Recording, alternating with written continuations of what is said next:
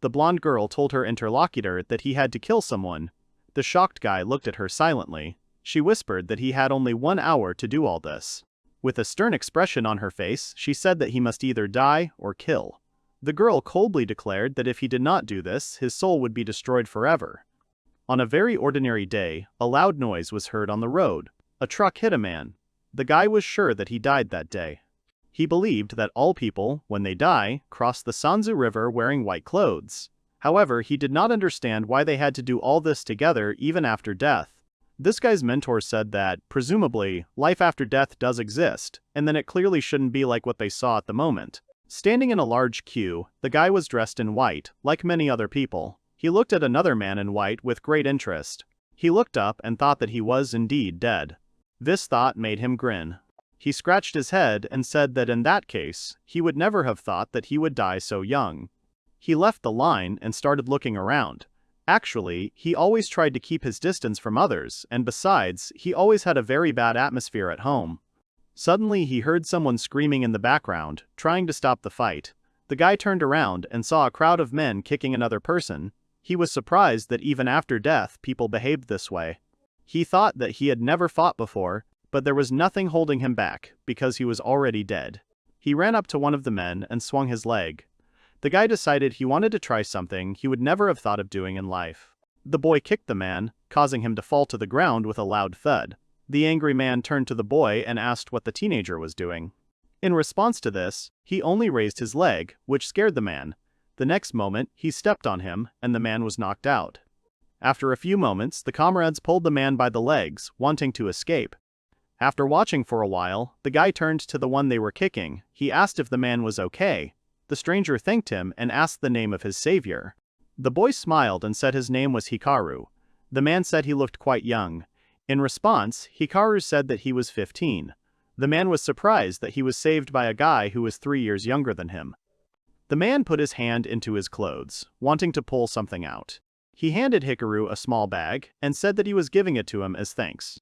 Looking closely at the bag, Hikaru said that he had seen the same thing on others. The man assumed that the boy had it too, but he would have to look for it. Hikaru asked the man as he walked away if he could really take it. The man waved and said that it was all he could do for the savior.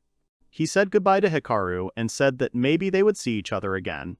Suddenly, the man who was watching this picture said that he was lucky. An extremely tired-looking man with blonde hair turned to Hikaru and asked if the boy could listen to him. Hikaru immediately noticed the unusual appearance of the interlocutor and assumed that he was a foreigner. The guy asked what happened. Hikaru didn't quite understand why, but he suspected something, because this stranger was wearing different clothes. The man said that he didn't have much time, so he would be brief. He stated that he wanted Hikaru to go to the world where this man came from and live there in his place.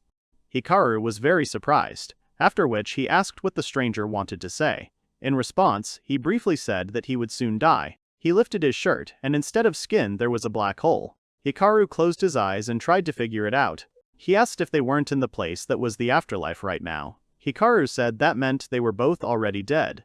The stranger said that he was from another world. He used the skill of moving between worlds and it brought him to this place. Hikaru did not understand what the man was saying at all. The man raised his transparent hand and said that he wanted to explain himself, but there was not enough time. He loudly shouted his request for Hikaru to go to his world and grant the man's wish.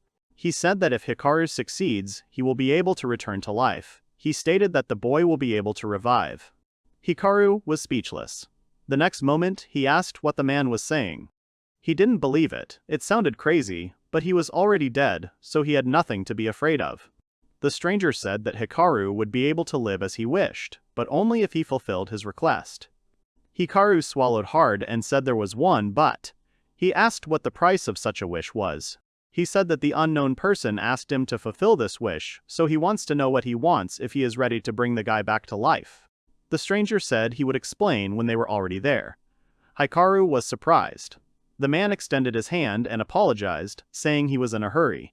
He smiled and asked Hikaru to believe him, because the boy was not in any danger. The next moment he said that he agreed and would go to the stranger's world and listen to what he had to say. The man immediately thanked Hikaru. The guy thought that he was also interested in what was going on in other worlds. The stranger said that he was currently using the skill of moving between other worlds. At that moment, he remembered and said that his name was Roland Nui Zarak. After that, he added that he would give Hikaru his body. Everything around them sparkled. After some time, Hikaru woke up in a dark room. He thought that his whole body was warm, and he felt his arms and legs. The guy mumbled something, then heaved himself to his feet. He walked slowly to the mirror. Looking at his reflection, he was amazed to think that he had actually been reborn. Suddenly, his head began to ache terribly, filling with memories unknown to him. Suddenly, Hikaru realized that all of these were Roland's memories. The guy sighed heavily, and realized that everything was exactly as he thought, and in fact he was Roland. Suddenly, Roland himself appeared behind Hikaru. The guy threateningly declared that Roland had deceived him. Roland raised his hands and said that it was not so and he did not lie to him. Hikaru exclaimed and said that it did not matter and then demanded answers from Roland.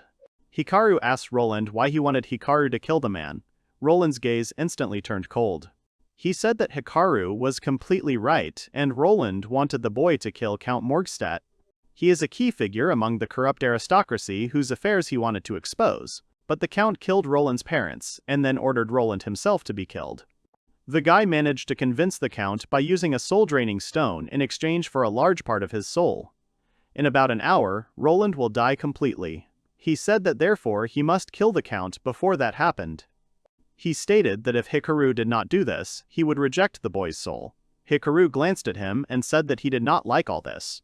Roland exclaimed that there was no other way, and leaving the Count alive would be a mistake for the kingdom. He changed his wording and said that it would be a mistake for all of humanity. Hikaru sighed and said that he couldn't refuse. He thought that if Roland rejected his soul, he would have nowhere to go and would simply disappear into oblivion. It didn't matter if he screamed, he only had 1 hour left, so he simply had no other choice. He slowly picked up the dagger from the floor and agreed to the proposal.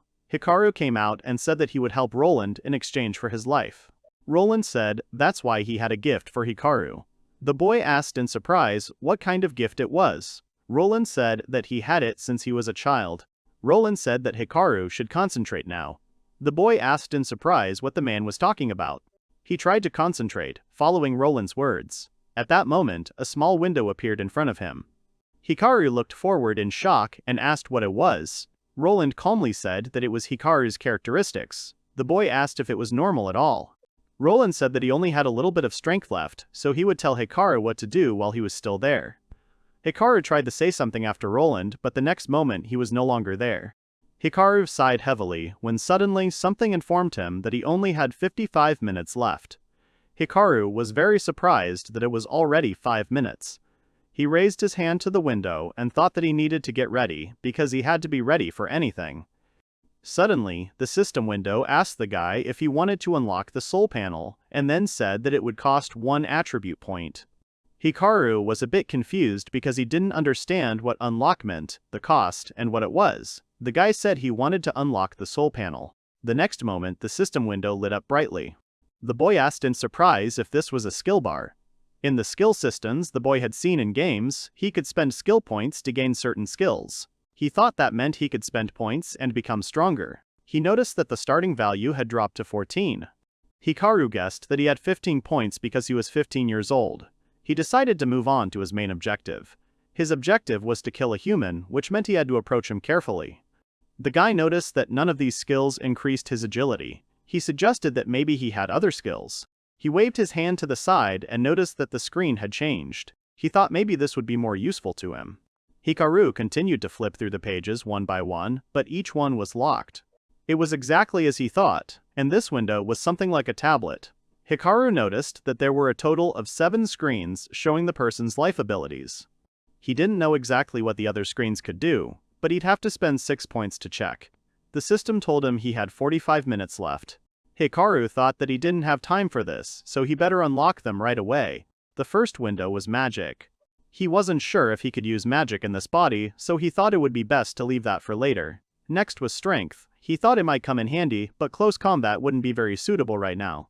Next came the agility points. At that moment the guy noticed what he needed, stealth. The system asked Hikaru if he wanted to unlock the skill, and then said it would cost 1 point. The boy was surprised that it was a skill that could only be unlocked. Hikaru noticed that some skills were labeled and some were not. He thought that if they were not labeled, they were skills that could not be unlocked. Hikaru decided to unlock 3 skills at once. Now he could detect life, magic, and scent detection. He had lost quite a lot of points due to his spending, and now he only had 10 units left. He thought that now he needed to distribute them too. He thought that there would definitely be guards in that place, so he would put 1 point into life and magic power, and put perception to the maximum values.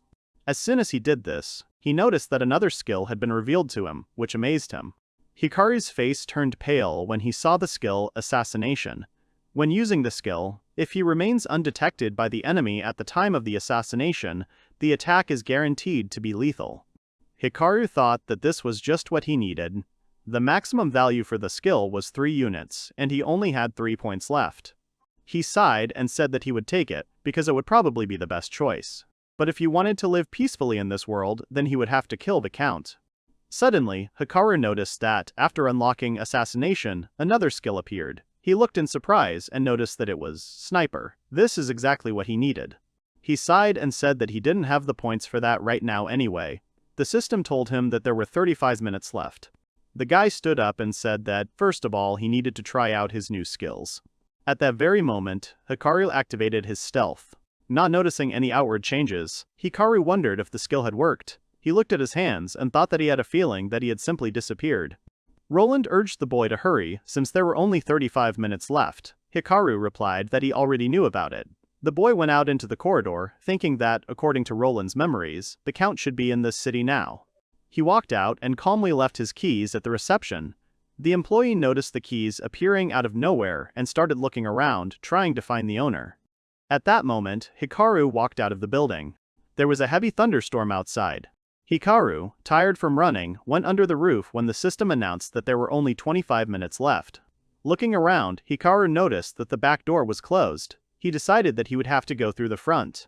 At that moment, 2 nobles came out of the building, talking heatedly about what kind of clients they had. Hikaru held his breath, and as the nobles passed by, he thought that he seemed to have been overlooked. He walked on, thinking that he couldn't believe that he had walked so openly in front of them without them noticing. This skill had turned out to be even better than he had expected. The further the guy walked, the more people he met along the way, but no one noticed him. On the way, he heard one of the guards point out that someone had left wet footprints. Hikaru turned pale. The second guard said it was normal because it was raining outside. The first asked if anyone had come in or out recently. The second one replied that they were probably people from the Alchemists Guild who had come to teach their daughter something. The first one agreed and they went ahead. After that, Hikaru was able to breathe a sigh of relief and stepped forward, thinking that he was almost found out. He noticed that the stealth had worked. As he ran down the hallway, the system said there were 15 minutes left. Suddenly, Hikaru noticed that only one room had a light on. Hikaru crept up to the door and listened. He heard someone talking about how the Baron was just a fool. Hikaru recognized the voice and knew that it was the one he was supposed to kill. At that moment, Hikaru tensed up. He understood that if he opened this door now, he would kill a man. With trembling hands, the guy did not dare to take hold of the door handle. He tried to calm himself down, thinking that everything was okay and he could do it, but he kept shaking. Suddenly he squeezed his hand tightly and thought that anyone could easily die remembering their own death. In this world, one could die in the blink of an eye. Kill or be killed, those were the rules of this world. While he was thinking, the system reminded him of itself, saying that there were 10 minutes left. The Count sat quietly at the table, reading papers. Suddenly, the door to the room creaked. The man looked up and asked who was there. Hearing no answer, he looked back down at the papers. The Count said out loud that his imagination seemed to be running wild. At that moment, Hikaru was already standing behind the man. The Count continued reading his newspaper. He said that, whatever the case, the Zarek family was finished, and now he would have more free time, because both father and son were extremely annoying. Something happened in Hikaru's head at these words, and he replied that the Count was mistaken. The surprised man turned around and asked who was standing behind him. When Hikaru came to, he didn't understand what was happening. Roland knew Zarek had taken over his body and was speaking for the boy. Hikaru didn't understand what Roland was doing. Roland apologized and said that he wanted to kill the Count with his own hands. At that moment, the man began to back away. Roland pulled out his dagger and shouted that he would kill the Count, to which the man screamed in fear. Looking at Hikaru, Roland added that he didn't want the boy to be tormented by thoughts that he had killed a man. Roland ran forward, wanting to kill the Count. At this time, the man took something out of the box, wanting to protect himself. As Roland ran, he began to lose his balance, and his eyes darkened. He realized that this was his limit, and he could not stand it any longer. Hikaru grabbed his shoulder and told Roland not to underestimate the Count. Hikaru began to take control of his body. The boy exclaimed that Roland shouldn't underestimate Hikaru either. The guy ran towards the Count with a dagger, saying that he was ready for this. With a quick movement, he plunged the dagger into the man's stomach. He spun it, after which the Count coughed up blood and fell to the floor, exhausted. Hikaru was breathing heavily as he looked at the dead body of the Count. His hands were shaking. Roland said he found it hard to believe, but Hikaru did it. The boy asked if Roland had really wanted to kill him himself from the very beginning. To this, the aristocrat answered in the affirmative. He thought it would be better for Hikaru. The boy stopped and asked Roland if this meant they were now accomplices. Roland smiled silently. Roland closed his eyes and thanked Hikaru. He said that he had nothing to lose now. No money, no power, and now this body belonged only to Hikaru. Roland asked if he could know the name of his hero. After that, Hikaru introduced himself. Roland thanked the boy and said that his name and memories would now remain with him forever. Disappearing in sparks of light, he said that from now on he will always pray for Hikaru. Therefore, only a bright future awaits him. After Roland got upset in the air, Hikaru came to his senses. He was amazed that he actually did it now. Suddenly, the boy heard someone behind him ask if he had killed the Count. Hikaru turned around in shock, wanting to see the source of the voice. At the door, the guy saw a girl who silently watched as Hikaru stood over the body of a dead man. The girl had nice silver hair and was dressed neatly in a sleep dress. Looking at her, Hikaru thought that this girl was incredibly beautiful. Suddenly, the girl said that the bell was ringing, which meant that they were coming here. She was right, and at that moment the guards ran into the room. Hikaru wondered if it could be connected with the bell that the Count had rung before he died. Hikaru quickly looked around, thinking about what he should do. He supposed that he could use stealth and escape that way. In his moment of panic, the girl raised her hand and pointed to the door. She said that there was a rope ladder on that balcony, so the guy could use it to get down. Hikaru looked at her doubtfully, wondering if she was lying. He didn't understand how she could talk about something like that without even knowing who the guy was. Suddenly, the girl exclaimed, saying that the guy should hurry up. Hikaru agreed and said that he was already leaving. As soon as he left the room, he actually saw the stairs. The guards began to ask Miss Livia what she was doing there. They asked if it had anything to do with the Count ringing the bell. After that, they saw the man lying on the floor. Having climbed out onto the balcony, the guards announced that the Count was dead. At that moment, only a ladder was hanging from the balcony. Noticing this, they gave the order to run downstairs, because the murderer should still be on the first floor. While Miss Livia looked at the floor, the guards hurried to leave the room. At that moment, Hikaru stood in a field decorated with gravestones. He was trying to catch his breath, saying that he had run far enough, so everything should be fine. Feeling safe, Hikaru sat down on the ground and began to breathe deeply. All he could think about was how incredibly tired he was. Suddenly, the boy remembered that girl and wondered why she let him go. In another world, which already seemed impossible, the feeling in Hikaru's right hand was heavy. He felt the weight of his sins. Several days have passed since the Count was killed. Hikaru became an adventurer in order to survive. In order to earn a living, Hikaru became an adventurer. Another reason was the free guild card, which can serve as an ID in this world. And now Hikaru was on a quest to collect as many small glowing poisonous flowers as he could. As Hikaru walked through the forest, he was able to find some unusual flowers. Suddenly, he heard the bushes rustling behind him. The guy thought that on such a mission it was always worth being on guard. The next moment, someone jumped out from those bushes, ignoring Hikaru. The boy was able to breathe a sigh of relief when he saw that it was just a wild boar. Hikaru had time to get scared. When the boy thought that the danger had passed him, he suddenly heard a roar. The amazed boy turned around and saw a monster of incredible size in front of him. Hikaru realized that a large green wolf was standing in front of him. According to the guild, they always stay in a pack and are very cruel. They can smell their prey from quite a distance, which makes them even more dangerous. And of course, now Hikaru found himself surrounded by these monsters. As soon as the boy tried to act, he noticed that the wolves were busy with the boar. He watched them eat the boar in silence. Hikaru thought that the wolves didn't seem to notice him at all. He opened the screen and thought that he was still amazed at this incredible blessing. His guild card, which he opened, had his name written on it. Blessings are given according to the soul panel, and it can be changed in the guild card. This is something like a power-up in games that improves certain skills, thus making the gameplay easier. Hikaru currently had the blessing of the God of Stealth activated. As someone with the stealth skill, this blessing was perfect for him. None of the wolves will even realize that Hikaru is here. With deft movements of his hands, he quickly collected the flowers he had originally been looking at. The guy looked into the small bag and said that this would be enough. When he finished collecting, he calmly turned around and walked towards the exit from the forest. At this time, a rather noisy event was taking place in the guild. A crowd of men had gathered at the entrance and were asking a girl named Flur if she had a boyfriend. The men argued with each other, wanting to ask Flur out on a date. At this time, the girl smiled awkwardly, trying to answer them politely. Suddenly, Hikaru entered the guild, and Flur immediately noticed him. The men who had been arguing a moment ago were confused, as they did not understand where Hikaru had come from. Flur worked in the guild, and she helped Hikaru get his guild card. The boy told Flur that he wanted to take on a new task. The girl sighed and looked away from the men. Suddenly, one of them asked him to wait. The guy realized that this Chernenko was probably going to do something to him.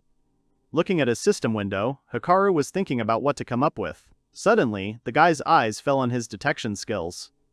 Hikaru reminded Chernenko that he was an adventurer, so he didn't understand why he was standing there, wasting both his own time and everyone else's. He asked why Chernenko didn't take the mission. The man was about to start a conflict when he was suddenly stopped. Chernenko asked his friend what was wrong. After that, they both stepped back and started talking about something. A few moments later, Chernenko turned around slightly and said threateningly that he would remember this to Hikaru. The boy immediately realized that this was not the end. While the men were leaving, Flur turned to Hikaru. The girl asked worriedly if Hikaru would be okay. The boy asked what was wrong. Flur said that she thought provoking them was a bad idea. Hikaru said that she shouldn't worry, because they didn't seem that strong. Flur exclaimed that they weren't. The girl told him that Chernenko was famous in the guild for his physical strength. Hikaru was surprised. She said that Chernenko had the blessing of a warlike master of one-handed swordsmanship. Hikaru asked if that meant he had a good blessing. He asked if this meant that Chernenko could use the skills of the five-word god. Flur confirmed this and said that it was a very strong blessing. Hikaru tensed up at Flur's words. He suddenly remembered that when he was given his guild card, they said that the number of words determined the rank of an adventurer. 4 words mean high rank, 3 means rare, 2 means legendary, and 1 word means mythical. Suddenly, the boy thought about his blessings. In general, he received new blessings in addition to the blessings he already had after he killed the count.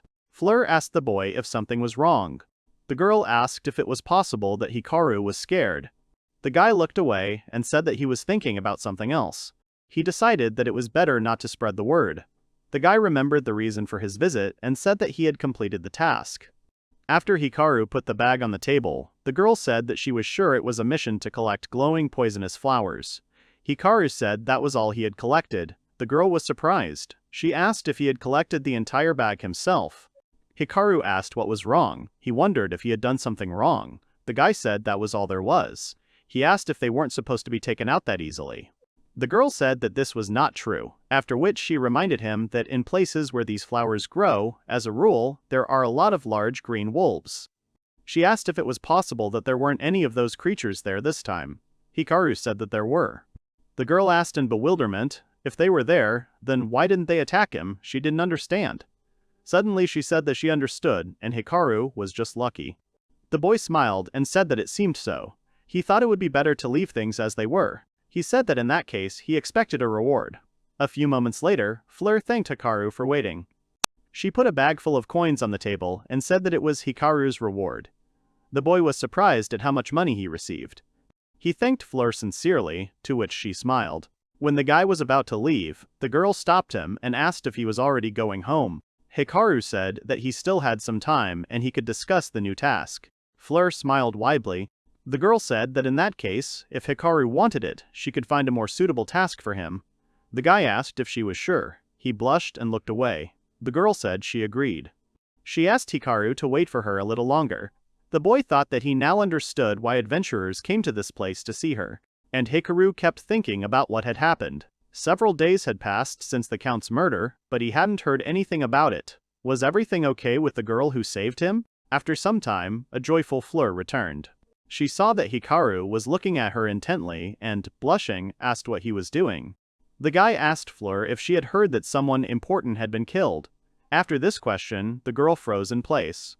Flur came closer and whispered that this was classified information and only a couple of people in the entire city knew about it. She asked Hikaru where he heard about it.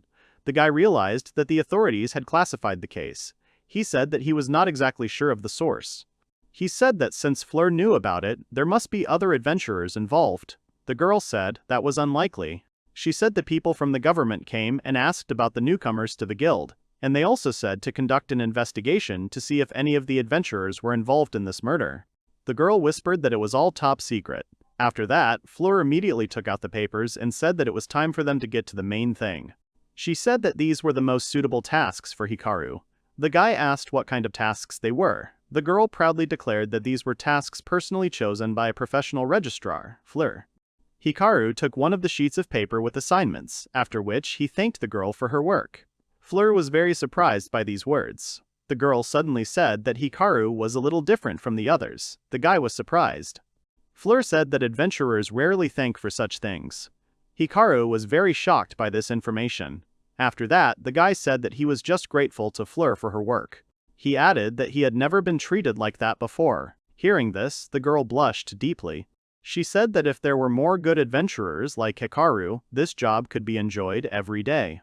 The guy asked if Fleur had said anything, because he hadn't heard her well. In response, the girl said that she hadn't said anything. Suddenly, she asked what kind of task Hikaru would take. Looking at the papers, the guy thought about it. His tasks included cleaning, shopping for the church, repairing the roof, unloading coal at the forge, and talking to the elderly residents. While Fleur was waiting for an answer, Hikaru suddenly apologized and said that none of the tasks were suitable for him. After some time, Hikaru was alone in the field, searching for the red-horned rabbit. He remembered Fleur explaining that red-horned rabbits had high perception and were very fast, making them extremely difficult to defeat. Suddenly, Hikaru noticed one such rabbit on the ground. The animal was quietly digging around in its hole while Hikaru silently watched it. The boy waved his hand in front of the rabbit's face, but the animal didn't notice anything. Thanks to his stealth skill, they couldn't sense him at all. He thought that this task was perfect for him, because it didn't matter how many, the main thing was to catch as many as possible. The boy took a dagger from his belt. He folded his arms and thought that he didn't want to kill again, but he had no choice. After Hikaru performed the prayer, he quickly killed the animal and took it with him. Suddenly, Hikaru felt energy and power playing around him. In this world, if you kill any creature, your soul level will increase. Hikaru realized that he had just increased his level. He thought that if he had this power, then it meant that there was definitely someone in this world with the same power. The guy summed up that he gets points by leveling up, and he also saved up points, but he didn't know what to do with them. He wanted to distribute them, but he didn't know where exactly yet. He decided to think about it later, but for now he could return to the guild. After some time, he found himself on one of the city streets. He thought that thanks to his stealth, he was able to complete quite a few tasks. Right now, his goal was to earn enough money to live. After that, he planned to wait until the commotion over the Count's murder died down. Suddenly, he heard someone gossiping. While walking, the guy saw people in military uniform. He assumed that they were patrolmen. At that time, the men were discussing whether the case had already been solved. One of the men said that according to the information he had received, they had already found Count Morgstadt's killer. Hikaru was speechless. Hikaru thought about how, according to the gentleman on patrol, Count Morgstadt's killer had been caught. However, it was impossible because it was Hikaru who killed him. He wondered who the authorities had caught in that case. At that moment, someone was trying to call the boy. The girl asked if he was even listening to her. Hikaru apologized to her and asked if she could repeat what she said. The girl started scolding him, asking if he really wasn't listening to her again. She asked him again if he was listening to her, then said that it would take time to evaluate this red-horned rabbit. Hikaru asked why that was. The girl was about to answer him when suddenly the old man said that it would take time, as they had to balance to do better than the Guild of Alchemists and Apothecaries. Fleur greeted Unken happily, who began examining the rabbit. The man said that it was rare to find such a well-preserved horn. The man said that there was nothing that matched its market value. Hikaru asked Flur who it was. The girl hesitated. Suddenly, the old man looked straight at Hikaru and said that he was just an appraiser. Hearing this, the boy thought about it. Hikaru opened Unken's system window. At that moment, the old man said that he would take the rabbit. Reading the characteristics, the boy was a little worried. Noticing Hikaru's gaze, the man asked if the boy wanted to ask something else. Hikaru said that it wasn't. After that, he wondered if that could really be the case. He noticed that this old man was very strong. His skills were similar to Hikaru's, but he had higher-level abilities, such as mass resolution. As Hikaru flipped through the pages, he thought that it was possible. This old man Unken had collected all 7 soul boards. Knowing the man's abilities and the soul boards, Hikaru assumed that he was the guildmaster. Unken noticed this look and said that Hikaru was looking at him as if he was some kind of target. The boy waved his hands and said that it was not as Unken thought. He smiled and said that he was just wondering how long it would take. The man said that Hikaru would find out for himself in the evening. The boy thought it would be quicker than he thought. Flur said she would leave it to Unken, for which he was grateful. The guy was surprised and asked if Flur had already finished her work for the day. The girl confirmed this and said that she was free for the rest of the day. Hikaru noted this. The girl asked if he really wanted her to help him with something. Suddenly, Hikaru said that he wanted to ask Flur a personal question and then asked if she had time for it. The girl was surprised, after which she blushed very deeply. After some time, Hikaru walked around the city. The boy thought about what he had been told earlier, that the Travelers Guild had received an invitation. He wondered if Flur might know something about it. Suddenly, the boy noticed that someone was following him. He turned around and quickly noted his supposed pursuers. Hikaru realized it was Chernenko. He quickly realized that the man was probably going to do something to him. He opened his system window and wondered what he could come up with. At that moment, his detection skills caught his eye. Now Hikaru could sense Chernenko's intentions without even having to look at him. However, it extended out to 10 meters. Hikaru grinned at his pursuers, then walked into the alley. The men noticed that the guy had entered a dead end, but Chernenko ordered him to go. They all drew their weapons, but were surprised and angry that there was no one there. They wondered where Hikaru could have gone. At that moment, the guy was standing right in front of Chernenko. While the men were trying to find him, Hikaru was leaving, thinking that he was a little busy for that right now. After some time spent searching, Hikaru found himself in a small cafe. He thought that he had come to the right place. He wondered if he was dressed properly for this. Suddenly, someone thanked him for waiting. Flur, in the cutest dress, apologized for being so late. Seeing the girl, the guy involuntarily blushed. Flur tried to call out to Hikaru, causing him to scream a little scared. He apologized and said that he was just not used to seeing her out of shape. Hikaru also added that Flur looked great.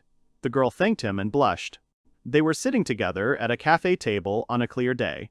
Hikaru said he wanted to ask her a question. The girl tensed up. Hikaru said that it was nothing serious, he just needed to know the truth. That's why he wanted to ask Flur a question. The girl was a little upset because she realized that Hikaru didn't just decide to treat her for no reason. She put the cutlery on the table and said that everything was fine. With a very upset look, she said that she was just a person who gave out useful information to newcomers. Hikaru was amazed by this and said that he would buy Flur whatever she wanted to eat. The girl sighed and agreed, then pointed to something on the menu and said that she would take it. Hikaru immediately agreed. The girl asked again if she was sure she could take it, to which the guy answered positively. Flur turned around happily and said that she had always wanted to try this. Hikaru smiled and thought that it would be her gift. After a while, the waiter brought the dish and apologized for the wait. He placed a fruit smoothie on the table with 2 straws coming out of it. Hikaru was surprised and wondered why there were 2 straws in it. Flur pushed the smoothie towards him and said that in that case they could drink it. Hikaru started to refuse, but the girl said that he had no choice and he should act like a man and drink it with her. The girl became sad and asked if he really didn't like her at all. Hikaru sighed and then said that it didn't matter. He blushed a little and said that they would do it. Hearing this, Flur turned red and also agreed. Together they began drinking the cocktail, less than 10 centimeters apart. After a while, they finished the entire drink. Hikaru said it was delicious, which Flur certainly agreed with. The girl was happy. Watching this, Hikaru couldn't help but smile. After that, Flur suggested that they continue. Hikaru agreed. After the drink was finished, Hikaru suggested getting down to business. He reminded them that he had a question. Fleur smiled and asked what kind of question that was. She suddenly added that he shouldn't ask where she lived. Hikaru said she shouldn't worry because he would never ask such a question. The girl was surprised that he said, never. Hikaru stated that he wanted to know about what he had heard earlier, that Count Mordstadt's killer had been captured. The girl changed her mood. She asked in a serious tone where the guy heard this information. Hikaru said that he heard this in a conversation between the patrolmen. The girl said that it was impossible, because it was classified information. Hikaru asked her to tell him who it was. Fleur awkwardly said that even if she wanted to, she couldn't tell him. The depressed girl apologized. Hikaru said that everything was fine, and then apologized for pressuring her. He thought that he shouldn't talk about it anymore.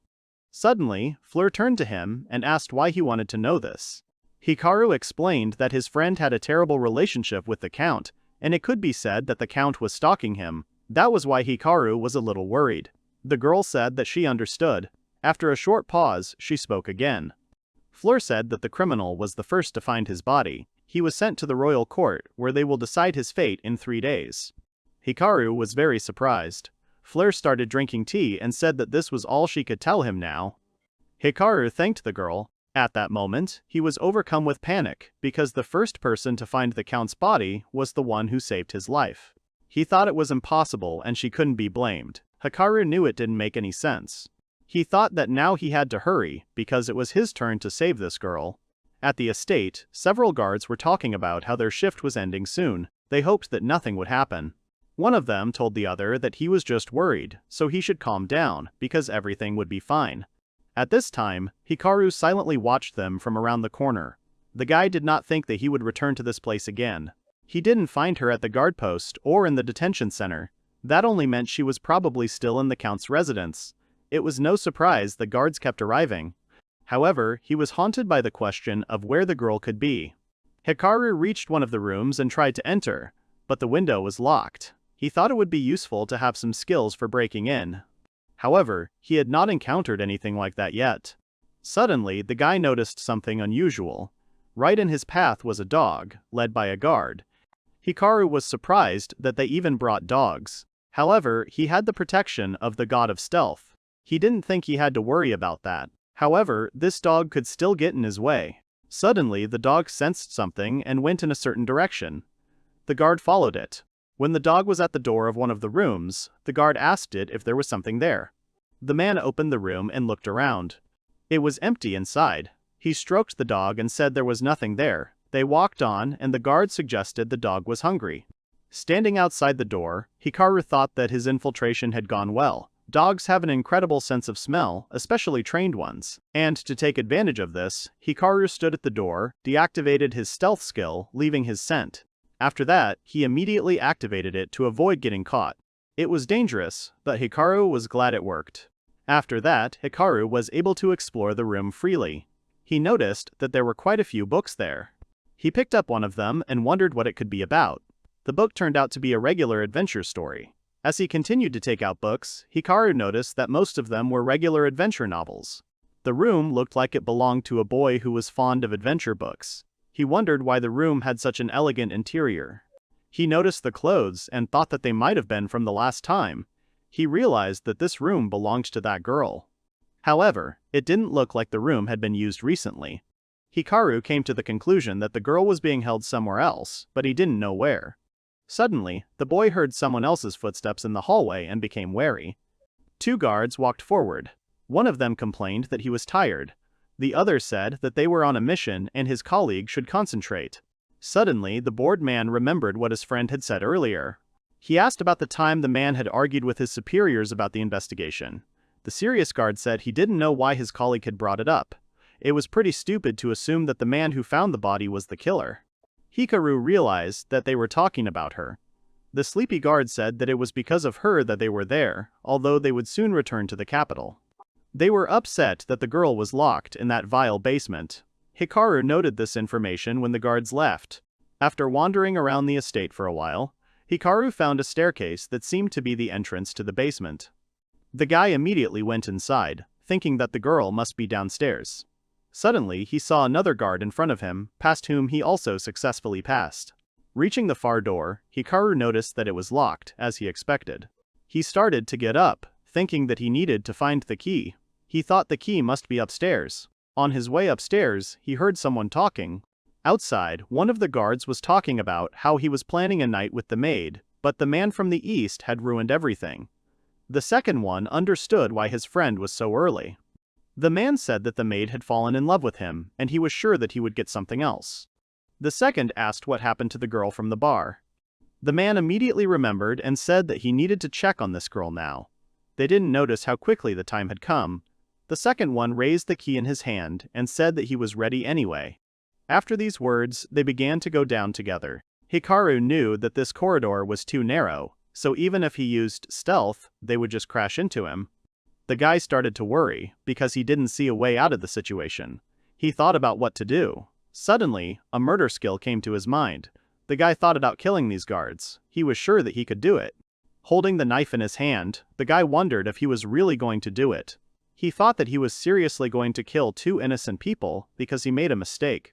He was about to charge when someone called out to the knights. The amazed maid said that she had recently spoken to a man from the east, and he had told her that the knight had been having fun with various girls while on missions. Holding the knife in her hands, the girl looked at him. The man turned around and said that this was impossible, and the knight from the east lied. He asked the girl to put the knife down so they could discuss it. The second man followed him and said that he had warned his friend more than once.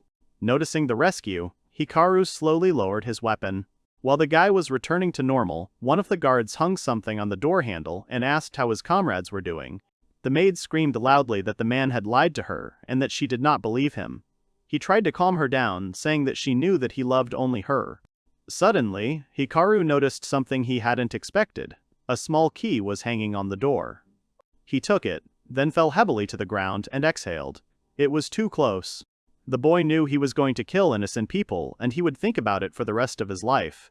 He wondered what he should do next. He didn't want to believe that he would have to kill for the rest of his life. Suddenly, he thought that this was inevitable, and if something went wrong, he had to be ready and kill. That was why he had to do everything he could to avoid unnecessary casualties. With the same heaviness, Hikaru rose from his knees. He decided that he wouldn't burden himself with this for now, because at the moment he had more important things to do. The guy walked into the room and looked at the girl sitting in the cage. He thought she was pretty. Suddenly, the girl asked the guy in fear who he was. Hikaru claimed that he was the one she helped that time. He said that he was the one who killed the count and he came there to save the girl. The girl responded calmly and thanked Hikaru for coming, but she had no way to get out. Hikaru asked if it was a magical prison. The girl confirmed this and said that it was built by the head of the Alchemist Guild, and he is the only one who can open it. Hikaru didn't expect the key to be a human. He said he could just kill him. The girl said she didn't think Hikaru could do it. The guy asked why. She stated that Hikaru's mind was too pure and he would not be able to kill an innocent person. The guy was taken aback. He asked if she really didn't want to get out of there. Hikaru reminded her that she had saved him. In response, the girl said that she had a personal reason for doing so. Hikaru tried to convince her, but she refused. The guy asked why. She smiled and said that she had already fulfilled her task. After that, she said that Hikaru had already killed him. After that, the guy asked another question. He asked if the girl was the daughter of Count Mordstadt. She confirmed that in terms of kinship, this was true. Hikaru realized that he had killed her father. The girl told him that he shouldn't look at her like that. She asked if his parents locked him in a room or treated him like a simple object. She didn't even know when the last time she could go outside was. Hikaru asked if she was under house arrest. The girl said that her father was afraid of her, but she personally could not get rid of him since he had a fairly high status. Hikaru was confused. The girl said that he should understand why the head of the alchemists would build this cage and lock an ordinary girl in it. She raised her hands and decided to show them why they should do that. Suddenly, everything around her started shaking. Hikaru was genuinely amazed. Hikaru wondered what kind of magic it was. The girl said that she simply had a huge supply of mana and she could only use destruction magic. She lowered her hands, then thanked Hikaru for coming to her. She said that she never thought there would be anyone who would want to help her. She smiled and added that she didn't expect it from him anyway. Hikaru decided to ask who accused the girl of murder. In fact, she is about to be sent to the expeditionary forces, since the government found out about her power under the pretext that she committed a terrible crime by killing her father. She will simply continue to secretly kill people on the front lines until she herself dies, becoming an assassin. She said that it could tarnish the history of the kingdom of Pansonia, so its existence would remain a secret. Hikaru stopped her and asked if she really meant to say that it was the king who wanted to make her a murderer because of her strength. The girl was silent for a moment. She said that at least she knew that someone was worried about her, for the one who had never experienced such a feeling. Hikaru was upset that she had resigned herself to it. He didn't understand why she gave up so easily and why she didn't want to live her own life. Suddenly the girl said that he should leave because security would come soon. The guy didn't believe that she was so different. The girl said that it was time for him to go. Suddenly, Hikaru saw that her hands were shaking. He realized that it was impossible because, even if it was, he didn't know why her hands were shaking like that. He also got this idea from all the stories about the adventures in her room. He thought that she had not really given up. Hikaru asked if she would tell him her name. The girl said that there was no need for that and he would quickly forget it. The next moment, Hikaru took off his mask, which greatly surprised the girl. He just couldn't forget her name. He told her his name and said it was her turn. She lowered her head and said her name was Livia von Morgstadt. Suddenly, she started crying, after which she told him to just call her Livia. After that, the guy addressed her by name and said that he needed her. She cried out that he should not say another word. Livia declared that if he said anything more, she would have hope again, although there was nothing she could do.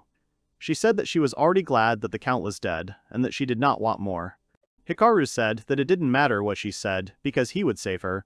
He said that Livia was right, and he didn't want to kill innocent people, so he wouldn't. He would just get her out of here without killing anyone. Hikaru said that the opportunity would come in 3 days, when she was being transported to the capital. He said that he would help her regardless of her wishes. Just as he had suddenly appeared in her life by killing her father, he was going to do the same thing this time. The girl stood up and walked to the edge of the cage. She asked if she could trust him and if she would be too pushy. The guy said it was okay, and he was the only one there who owed her his life. The girl wanted to say something, but Hikaru interrupted her and said that he would do everything in his power. At this time, the guards were walking around. One of them sighed and said that he had not expected that such a thing could happen. The second said that the two responsible for the task had not thought about it at all. Together the guards entered the room where Livia lay. One of them said that if he were in the other's place, he would just sit and read books. The second one replied that the same thing sometimes happens. He said that the first guard was too worried about his daughter. The first one asked how he could not be worried. At this time, Livia could not sleep at all. Hikaru ran out of the mansion, thinking that there were only 3 days left to prepare. Flur was sorting through the documents when another one came up to her and noticed how happy her friend was. Flur was surprised by the arrival of Gloria, who said that she had heard rumors that they had a newcomer who was simply obsessed with Flur. The girl blushed and said that Hikaru was not like that. Gloria noted the boy's name. Red Flur apologized and said that she had to go. Gloria smiled. Hikaru walked through the city and thought that he needed to do something before saving Livia, and the most important thing was to earn money, because he needed money to live and to shelter her after saving her. Suddenly, Hikaru noticed Gloria and thought that he was seeing her for the first time. He wondered if it was possible that Flur was having a day off. He wondered what the guild was counting on for all these beauties. He didn't understand if there was really an indicator that said that the survival rate of adventurers was higher if the guild had beautiful receptionists. Gloria looked at Hikaru intently when she noticed him. Looking at the two tasks, Hikaru said that the reward was too small. There are many ranks among adventurers. The highest rank is A, the lowest is G. It is said that there is also an S rank. Because Hikaru is only a G rank, he can't take good missions, and the red-horned rabbit is still being evaluated. Suddenly, a girl approaches him and asks if he is looking for a new mission. Gloria smiled and said that if Hikaru didn't mind, she could look at his guild card. The girl asked if Hikaru had any requests. He wondered why she would talk to him. He wondered if she was going to start new ads. Then the guy took out his card and handed it to Gloria. The girl looked at her, after which her face became stern. She thought he was an adventurer who was pursuing Flur. She noticed that he wasn't even of noble birth, since he didn't have a last name, and he didn't have the blessing of a common man. However, he definitely wasn't human, which might anger Flur. She thought there was definitely something special about him. She turned to Hikaru and asked if he had any other blessings besides the civilian ones. Hikaru was surprised. She said that she was a guild worker, so he should answer. She asked if Flur knew about it. The boy said he had no other blessings. Gloria did not believe that he was just an ordinary citizen. She was sure that Flur had told him to hide it. Gloria thought that Flur had gotten herself a great adventurer, but to the extent that she had decided to hide his blessings, she did not understand it. All she knew for sure was that he was unusual. She thought that he was already definitely fascinated by her. Gloria handed the guy another task and asked if he wanted to accept this request. She said it was a delivery and he could handle it quickly. He asked if it was that simple. She said it would be perfect for civilians like Hikaru. The guy read the assignment and said that it was not bad and he would complete it today. Gloria said she would be happy to discuss the details of the assignment with him. She politely asked him to come to the counter. Hikaru assumed that the man had a dark past. However, the boy was glad that he had accepted the task. Only now that he thought about it, it was strange. He found himself in an empty alley. Hikaru moved along the underground paths and seemed to be on the right track. He covered his nose and wondered if someone really lived there. He activated stealth so he could ignore the bats. It was pretty dark there. Hikaru wasn't sure if he could even turn on the flashlight there, so he didn't. Suddenly, he heard someone coming. Two guards were talking to each other. One of them asked if the other had met the client. The man answered positively and said that the client had praised him, but it would still be much easier to kill him and take what was needed. The first one disagreed and said that his comrade should not kill anyone. The second one said that he knew and the boss did not like to spill blood. They assumed that they were orphans, since they had been going there more and more often lately. The second one said that he thought so. At this time, Hikaru watched them, thinking that even with stealth he left traces. He knew he had to be careful not to make the same mistakes over and over again, which is why he double-checked how stealth worked while he was in town. Life detection blocking and magic power blocking prevents it from being detected only by those people who have these abilities. There's also a perception block that makes him invisible to others even if he walks right in front of them, but if he waves or slaps them in the face, they'll notice right away. But even if they only look at him, as soon as they turn away, they immediately stop noticing him again. And if you add the blessing of the god of secrecy, he will become almost invisible. Well, Hikaru doesn't think it's worth turning on the light because it spreads far and also reflects. He decided it was better not to even think about using the flashlight. The guards hurried to Mr. Kelbeck because he was waiting for them. The second one grinned and said that his colleague knew how scary their boss was. Suddenly, Hikaru realized that he had learned the name of their boss. The boy had a feeling that they thought that each one followed one, just as one followed all, and that was why they were going. He wondered who this Kelbeck was. The guy came to the conclusion that he could have been a former gunsmith, but there definitely had to be something else there. After some time, they all arrived at a small passage, which was also guarded by other people. When they arrived, they were immediately yelled at for being 5 minutes late. The man pointed to his friend and said that he had simply picked up a girl at the entrance to the 440. The second one exclaimed and asked why he was handed over. The boss ordered everyone to be quiet. He said that they were both to blame for this. After he read these guys' work, he smiled and said that they had done a good job. The men said they would go with the boss's permission. The commander gave his consent. He told them to be more careful next time. After they left, he sighed when suddenly Hikaru turned to him and greeted him, which greatly surprised the man. The boss asked in shock who it was. Hikaru apologized and said that he didn't want to make a fuss, and especially he didn't want to fight. The boss wondered what this guy was doing, and even more so, he didn't understand how he got to this place. At this time, Hikaru was rummaging through his bag, taking out a letter. After a few moments, Hikaru handed the man a neat letter. The boss wondered if it was a magical trap in the form of a letter. Hikaru asked if this was what the boss ordered.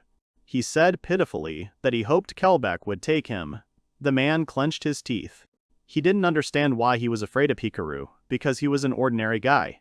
He quickly walked up to him and snatched the letter from his hands. The man read it and realized that it came from the Adventurers Guild. He looked at Hikaru and came to the conclusion that the boy was a messenger from the guild. He stated that he had one question. Hikaru picked up on his words and asked if it was about how he got to this place. Kelbeck said that it was, so he wanted to hear the boy's explanation. He pointed to a chair and asked Hikaru to sit down, which he obediently did. The man asked the messenger's name. Hikaru introduced himself, then asked if he had understood correctly that the man's name was Kelbeck. The boss confirmed it and asked who Hikaru had conspired with to get to this place. In response to this question, Hikaru stated that he did nothing of the sort and simply walked away. The man exclaimed for the boy to stop lying. After that, he stood up and walked towards the exit of the room. As soon as Kelbeck came out, he asked the guards if they had seen this strange guy pass by them. The surprised guards said that no one could pass by them. Kelbeck asked that even so, did they notice anyone? They began to whisper, saying that no one passed by them. Kelbeck understood that if Hikaru came from the guild, he should have been stopped on the steps at the entrance and then sent back. In general, no one had ever entered this place. The man returned to the room and went behind the table. He sat down and said that the guards didn't even see Hikaru pass by, so he didn't understand what the guy wanted to talk about. Hikaru said that it was just a coincidence. Kelbeck rubbed his temples and said that maybe that was the case, but the guards didn't even notice him. He was sure that Hikaru wasn't alone there, and he even had the courage to show himself to him, Kelbeck. As if nothing had happened, Hikaru asked if Kelbeck could sign the form. The man took a deep breath, but quickly took the papers and signed them. He took something out of his pocket and stamped it. After that, he handed the completed form to Hikaru. The boy thanked the man for it. After that, he was about to leave, but Kelbeck stopped him. He asked what Hikaru thought the man was. Hikaru smiled and said that he could be a mage, or a member of some secret organization with similar status. He asked if he was thinking correctly. The man looked at him intently. Hikaru said he wasn't interested anyway. Kelbeck sighed and cursed, asking if the guy didn't know what he was talking about. He put his feet up on the table and said that Hikaru should realize this. Outsiders called them the Guild of Thieves. They might be perceived as thieves, but they did not steal from the common people. Hikaru understood this.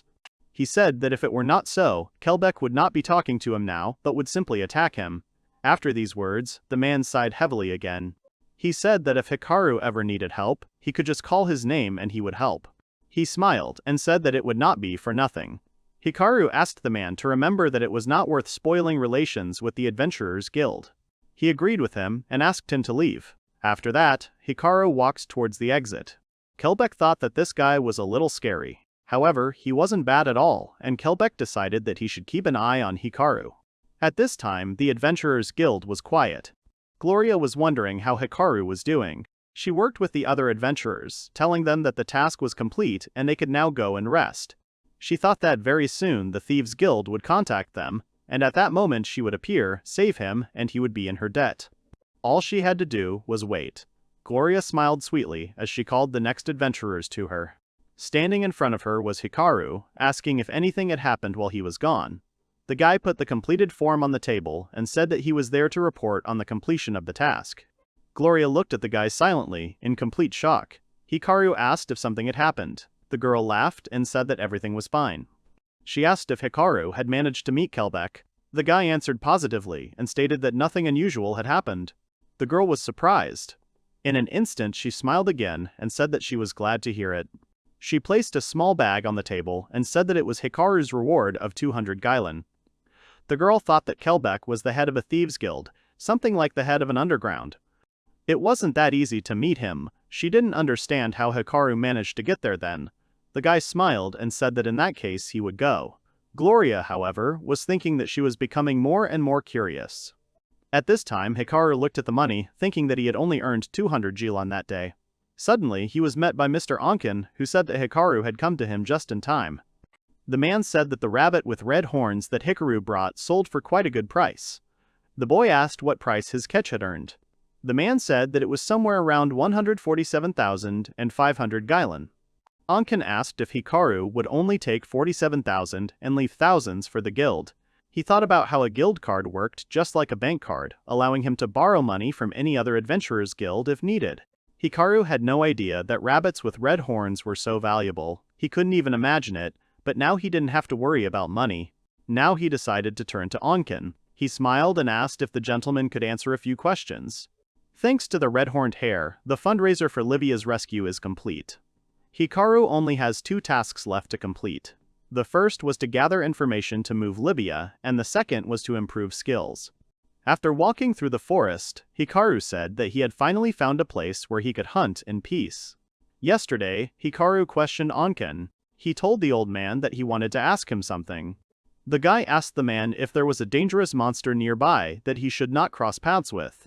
Ankin became more stern. He asked why the boy was asking him about this. Hikaru fell silent. He realized that the old man had sensed something with his intuition skill, and he needed to be careful with it. Hikaru said it was to keep from getting too close to him. He said he just wanted to hunt in the forest and maybe go deeper. Hikaru said he just wanted to know where he should stay. Ankin believed him and told him there were 4 types to watch out for: Green Wolf, Wandering Bee, Forest Barbarian, and Goblin. Hikaru asked if goblins were dangerous too. The man confirmed this and said that there was a situation recently in which a person ran into him near the village. They say that if there is one goblin, there are actually more than 300 of them. Hikaru remembered that. He said that it was the first time he had heard of wandering bees and forest barbarians. Ankin said that a wandering bee is a bee with degenerate wings. They usually move one at a time, but they can call their comrades together in just 1 second. The forest barbarian is 3 meters tall and has 4 arms. It is one-eyed and has a human-like build, but its body surface is smooth. Hikaru said that from the description he looked like a real monster. Ankin told the guy not to come near them. Hikaru said that he understood, and then asked about places where it was also undesirable to go. The man looked at him intently, then sighed and told Hikaru not to go deep into the forest or to the foothills of the mountains. The eastern lake was also dangerous, as there were many monsters there. Hikaru noted this again and thanked Ankin. That's how the guy ended up on the eastern lake. As Ankin said, this place should be filled with monsters. It was not profitable for Hikaru to kill small monsters now, because it would actually lower his stats. Hikaru was looking for dangerous species. The more such monsters he destroyed, the higher his experience would be. However, the guy didn't want to spend a lot of energy on quantity, so he himself wouldn't want to run into goblins and wandering bees. In that case, all he had left were the forest barbarians and green wolves. Suddenly, Hikaru noticed something. It was a green wolf. The animal had a very strong sense of smell, and the distance reached as much as 200 meters. However, the guy was going to use his stealth skills. Hikaru carefully crept up behind the wolf and stabbed him with a dagger. The wolf screamed loudly and then fell down dead. Hikaru remained unnoticed. He had the skill to kill, so he easily defeated the green wolf. Suddenly, Hikaru felt an incredible energy and did not understand what was happening. After some time spent recovering, he noticed that it seemed to have calmed down. He didn't even think that by killing one he would rise to a whole level. Hikaru also noticed that he felt less horror when killing someone. He looked at the bloody dagger and assumed that it was already a habit. A person can get used to anything, and murder is no exception. Hikaru just had to learn to control it. Yesterday he tried to kill innocent people because of his own mistake, so he made a set of rules for himself. If he decided to kill, then he must do it. Stealth skill is great for gathering information, and it was an important part of Hikaru's plan. The boy put his dagger back into its sheath and decided that he should continue on his way in the same spirit. Sitting on a small tree, he had lunch. He decided that he would think about how to distribute the points he had received later, but now he had to earn as many of them as possible. After eating, he climbed down from the tree and quickly decided that it was time to return to work. He wondered who he should beat next. Suddenly, he heard unknown sounds from the forest. The wary guy looked towards the deep forest. At this time, the small goblins were fighting with the man. He wondered how many of them were there, because he and his team had already killed many, but all to no avail. Surrounded on all sides, the humans, who were a group of adventurers, tried to fight off the endless onslaught of small but dangerous goblins. The 3 girls tried to stick together. One of them told Pola, the girl in the church dress, that she was a restorer and therefore she should stay behind them. The surprised girl turned to her friends, whose names were Pia and Priscilla. The restorer turned around but saw nothing but goblins. At that moment she was overcome by real horror. The frightened girl thought that they should not have come to this place after all. Some time ago, when they were still in the city, she immediately felt something strange when they were addressed. A group of men told them that they were now going to collect rare plants at the eastern lake, and they invited the girls to go with them. The lively woman immediately said that they refused, so the men should look for someone else. The man looked straight into Pia's eyes and said that they could earn very well. Hearing this, the girl became interested. Without thinking about it for long, she said that they could go after all. A shocked Pola turned to her friend and asked if Pia could think about it more carefully. Pia said that these people would pay them. She asked if this was not a good way for them to save money. She reminded Pola of the reason they became adventurers. The girl awkwardly said that it was to earn a lot of money and help poor villages. She agreed, and asked what was the matter then. She turned to the third friend, Priscilla, and asked if she agreed. The absent-minded girl looked at them silently. Pia said that if they send the money they earned, all the villages will be happy. Pola agreed, but was still wary. She said she had heard that the eastern lake was very dangerous. One of the men interrupted their conversation and said that there was nothing to worry about. He put his two-handed sword on his shoulder and said that there were no big monsters there. He raised the weapon and said that even if there were any, he would destroy them all. Pia asked her friend to agree again. She said that they had nothing to worry about, pointing at the men. The girl was sure that everything would be fine. Pia put her hand on Paula's shoulder and said that she would protect her. Hearing this, she finally agreed to her friend's persuasion. After that, they went forward. Paula thought that this was all a big mistake. While on the battlefield, she wondered how things could have turned out like this. All her friends fought hard. Suddenly, one of the men was shot in the shoulder by an arrow. Everyone was surprised by the appearance of such a weapon in the battle with the goblins. While Pola was healing the man, others were saying that if they were using arrows, it meant that it was the entire goblin family. The wounded man said that somewhere very close, the head of the family was directing all their actions. One of the instigators' subordinates asked if they could resist. The man exclaimed that it was impossible because there were too many monsters. He gritted his teeth and cursed. He said that he was finally glad that he could meet beautiful girls who were adventurers. Suddenly, the man approached Paula and asked the girl if she knew that she was the goblin's main target. At that moment, he looked desperate. Pola, not entirely convinced, said she was not aware of such information.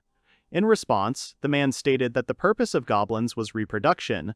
The man said that they need to catch human women and force them to create offspring for them, so the girls are the target, not them. The man grabbed the girl and said that if they sacrificed her, everyone else would be saved. She started screaming for the man not to do it. Others tried to look away and distract themselves. The girl resisted at that moment, but she was told that saving people's lives was her duty. Then the girl was pushed out. She saw a huge pile of goblins in front of her. They started licking their lips and walking straight towards her. The girl realized that she shouldn't have become an adventurer.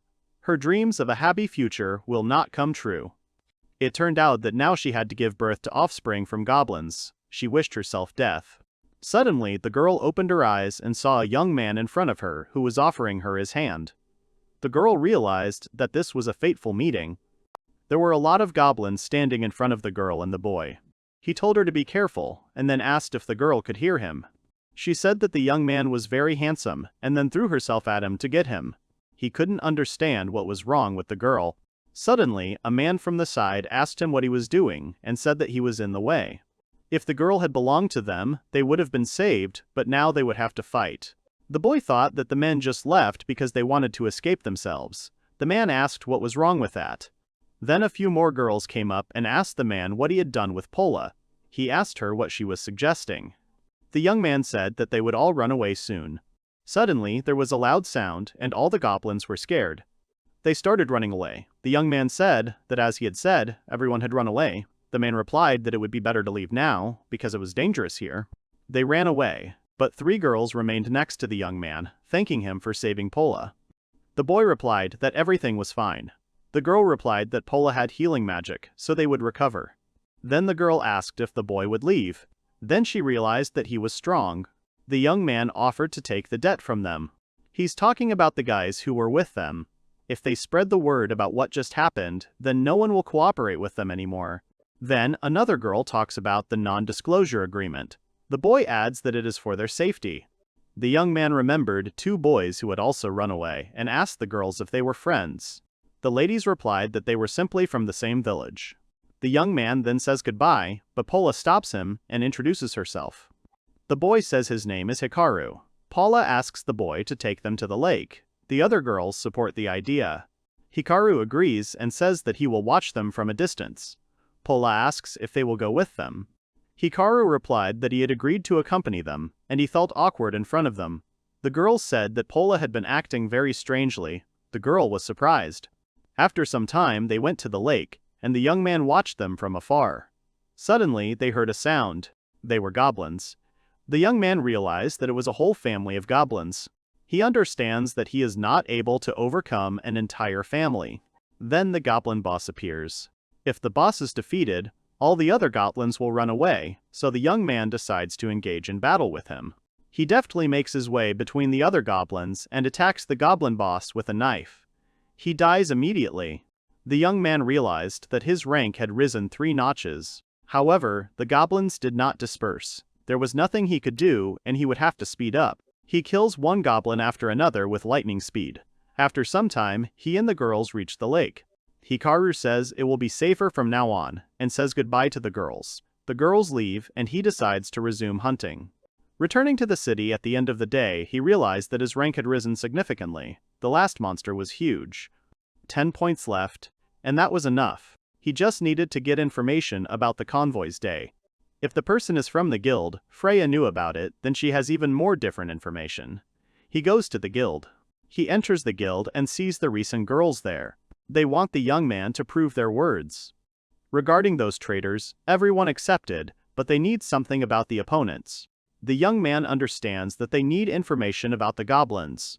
A girl comes up and says that the guild should know about everything, and the young man should tell everything. Last time they did different things, and now the young man goes with other girls. She demands negotiations, and the young man agrees and says that he doesn't mind. They came to a cafe, and the young man asked why, to which the girl replied that the pasta was delicious there. Then he asked why the other girls were there too, since he wasn't going to pay for them. Thinking about tomorrow, he shouldn't be eating here now. He asked Freya about the guild, and it didn't matter that it was still open. The girl said that there was nothing to worry about, because there were a lot of people in the guild who were watching her. They are then interrupted by a man who greets Freya, who introduces Hikaru to him. The man asked about the red-horned rabbit and asked if the hero would sell it. Freya forbade it, and the man laughed. The man offers the young man a good deal, but he doesn't like the way he treats him. The man apologizes to him. The man says that today he is treating, and in return, the young man will think about a deal. Hikaru is surprised. Paula apologizes to the boy for what happened. Hikaru says that it's no big deal, and then suggests that she cut the formalities. The girls started to get embarrassed and shout strange things, but soon their food was brought. The young man was asked about those goblins. He said that he defeated their boss and they all ran away. Freya is glad that the young man is reading the instructions. He said that it depends on her whether he will live tomorrow or not. The girl turns to Hikaru and thanks him for saving them once again. She asks about the reward. The girl offers to give him chastity. Freya is categorically against it, because the young man will be uncomfortable. The young man said that there is no need to pay anything, and this also applies to Freya. He wants them not to tell anyone about this incident. Freya says that they are going to interrogate those escaped boys. Hikaru then says that he has one more question for Freya. He asks about the escort squad. He looks at the girl's reaction and realizes that their people from the guild are also among the escorts. Freya replied that the girls would arrive tonight. The escort was led by 4 B-rank girls. Everyone was surprised by what they heard. There was only one A-rank girl in the capital, and all the other 10 were B-rank. Freya says that the name of this group of 4 BD rank girls is 4 Eastern Stars. It became clear to the hero that Livia would be accompanied by B-rank adventurers. He was curious about what they were like. At this time, the man turned to the master and said that he was too worried.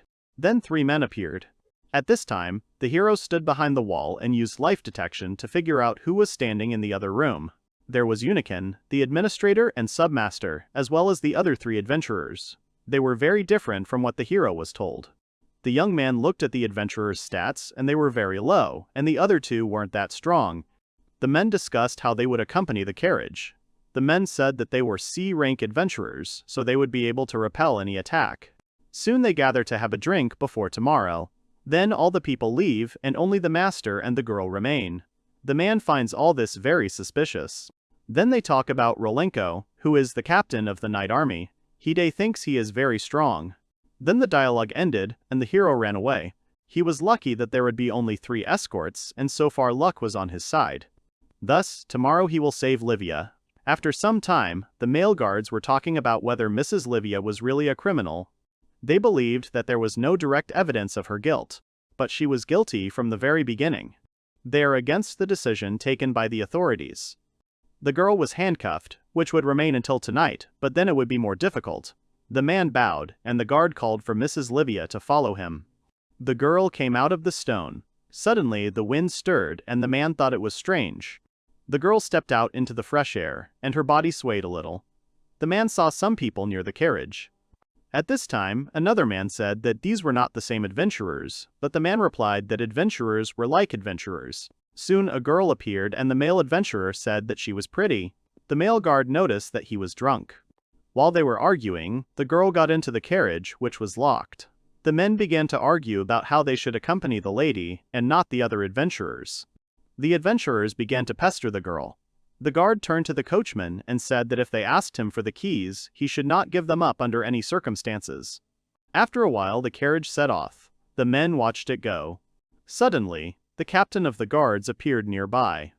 The men asked why he was there, but the captain replied that it was a very important matter, so he hurried to see the situation for himself. The man approached the captain and asked if he could accompany the girl. The captain replied that everything had to be done properly. After some time, the carriage passes the checkpoint. The papers were absolutely correct, so they are allowed to proceed further. Suddenly, the coachman noticed that the horse was moving more slowly. He looked back and thought that he had imagined it.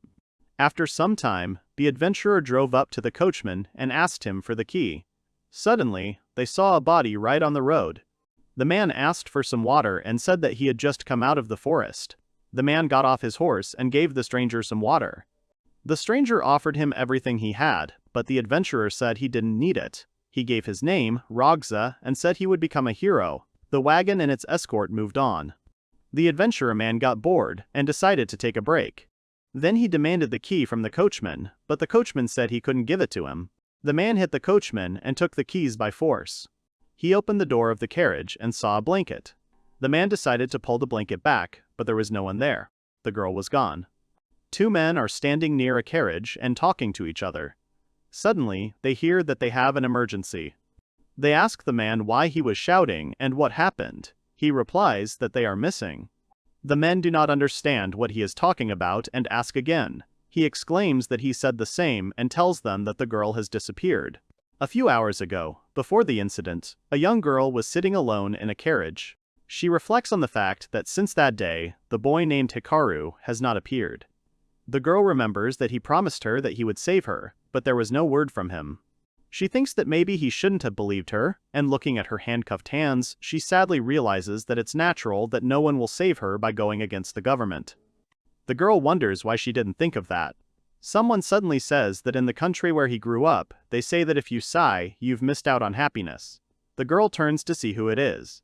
The young man puts his finger to her lips and asks her not to scream, saying that they will be discovered if she raises her voice.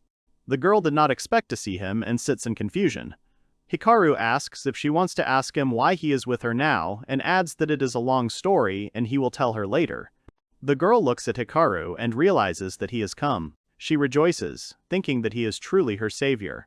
Hikaru reflects on how everything is going according to his plan so far. He remembers that he first went down to the basement where Livia was to check the readiness. He thinks that he was then interested in the shackles that were put on her, and he wanted to know when they could be removed and what conditions were necessary for this.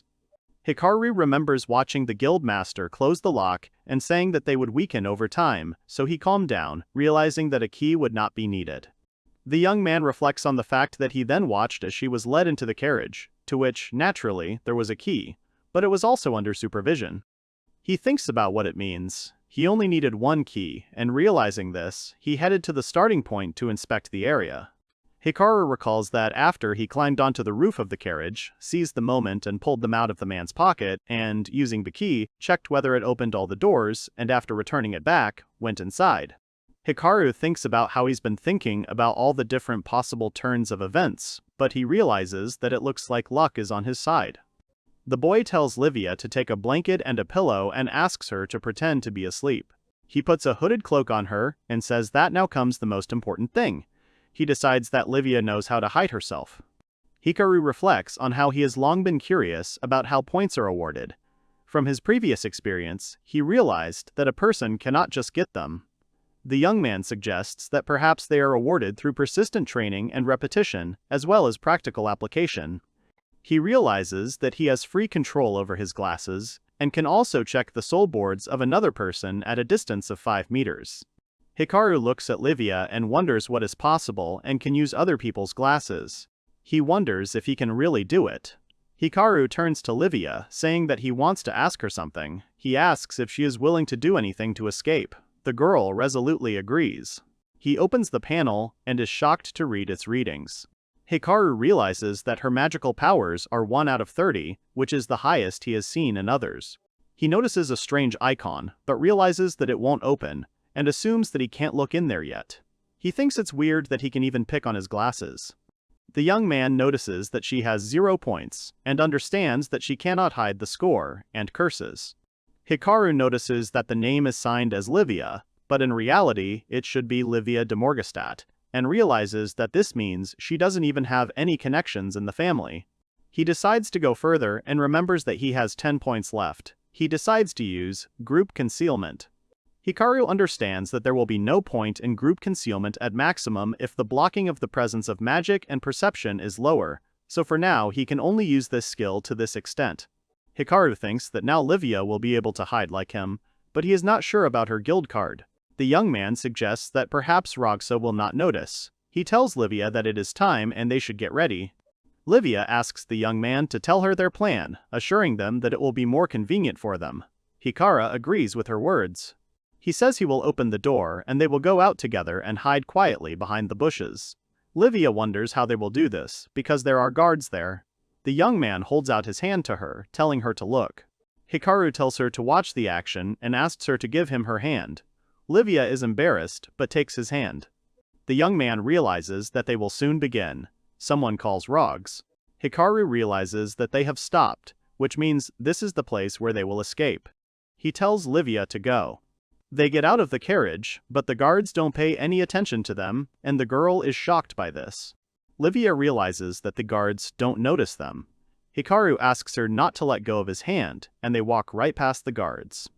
They move away from the carriage, and watching the man who distracted the guards, the young man realizes that he did the right thing by hiring a man for this job. Hikaru and Livia walk through the bushes, and the young man asks her not to relax, because it is not safe yet. He tells her that there is a place 2 kilometers away from them where traders who have a long journey usually rest. Hikaru says they will sneak into that place. Livia points out that it is far away and asks what will happen next. The boy replies that they will be in Panda. Hikaru asks Livia who she thinks will be the first suspects of her kidnapping. Livia replies that the aristocrats and people from another country. Livia adds that no one from other countries knows about her abilities. Hikaru replies that they will mostly ask the aristocrats. The youth reports that Pond is where most of the aristocrats are concentrated. Livia notes that there would be much more scrutiny there then. Hikaru says that this is incorrect. He says that Pond is in the hands of the king, and this decides a lot because all the aristocrats know that nothing can be hidden from the king. Hikaru tells Livia that this is why everyone will look for her everywhere but Ponda. The young man adds that he will also be examined, but less than other cities. He hears some sounds and quickly grabs Livia's hand. Livia asks what's wrong, and Hikaru puts his finger to his lips, signaling her to be quiet. He watches the road and assumes he hears footsteps. He sees a man on a horse and, noticing the coat of arms, assumes that it is a knight. He realizes that he has never seen anything like it. Hikaru thinks that as he realized, he is chasing Rogs and notices this strength in the muscles and magical power of the knight. The young man realizes that the knight will most likely inspect the carriage, so they will find that Livia is gone. Hikaru gets angry and curses. He realizes they need to get back to Pond before word spreads. Hikaru decides that he will return and go to the guild to take on a new task. He believes that no one would think that a criminal would calmly take up work in the guild after committing a crime. He knows that if they don't make it, things are bad for them. He looks at the confused Livia. Hikaru tells the girl that he will stop him and asks her to stay put and not move. Livia asks who he is.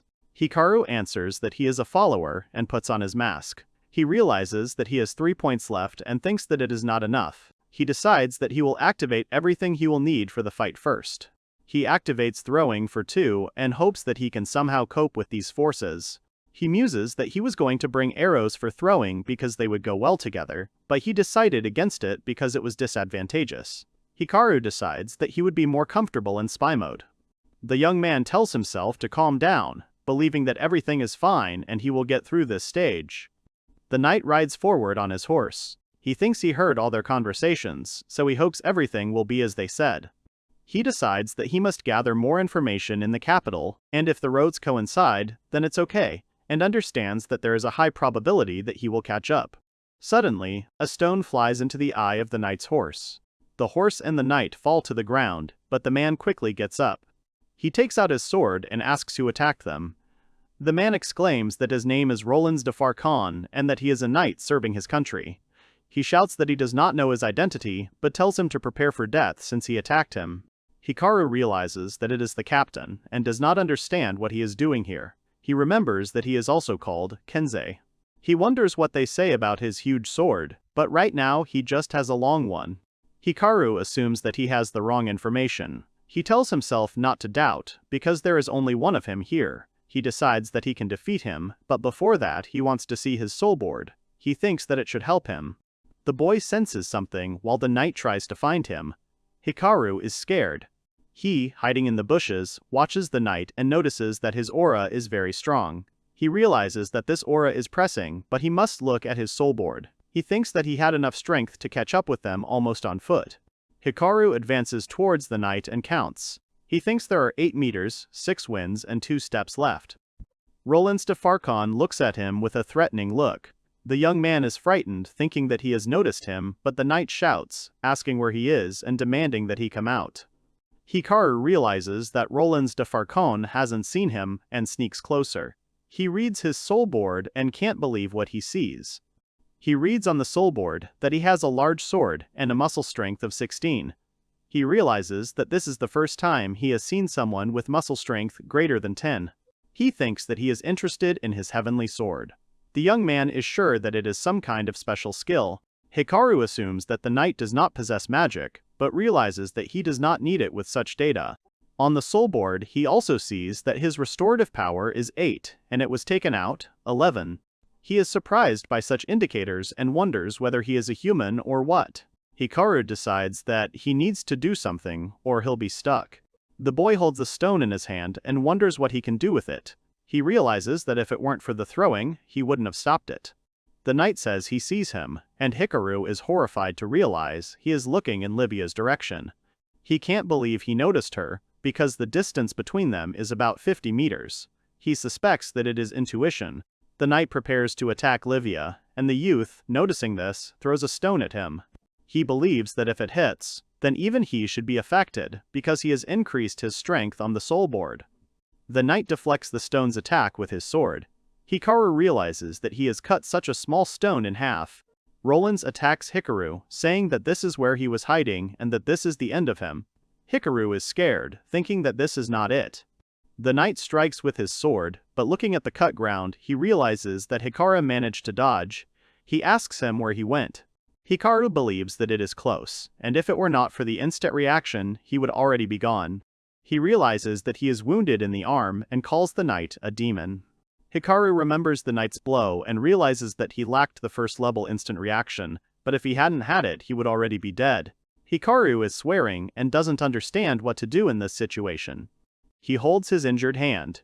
Hikaru thinks that now is the time for him to calm down. He decides that he needs to hide the blood first, so he quickly bandages his hand with cloth. The young man thinks that he should take at least a small distance and cross to the other side to avoid the risk to Livia. He thinks that in this case the knight will not go further towards Livia. Hikaru ponders what he should do next, since with his current abilities, he won't be able to defeat Roland's. He notices that the knight makes everything look easy. Hikaru realizes that he is still at a dead end and thinks that he needs to come up with a new plan. Hikaru wonders why the knight didn't see the stone. He realizes that Roland's wasn't sure he was there. He wonders if the stone did something wrong or destroyed something, because the boy came 5 meters away from him and he didn't notice him, but the stone did. Hikaru thinks about it and realizes that it's because the stone has moved away from him. He believes that the stone, flying forward, comes out of his cover, and Roland's felt this and cut the stone. The young man decides that he has one way, but it is very risky. Livia goes to his side and calls him, asking where he is. The young man grabs her hand and angrily asks why she is here. Livia replies that she felt that Roland's could not be defeated. She suggests that Hikaru run away, saying that it does not matter where. The young man thinks that this will not work. Livia notices the injured arm and screams, reminding Hikaru of it.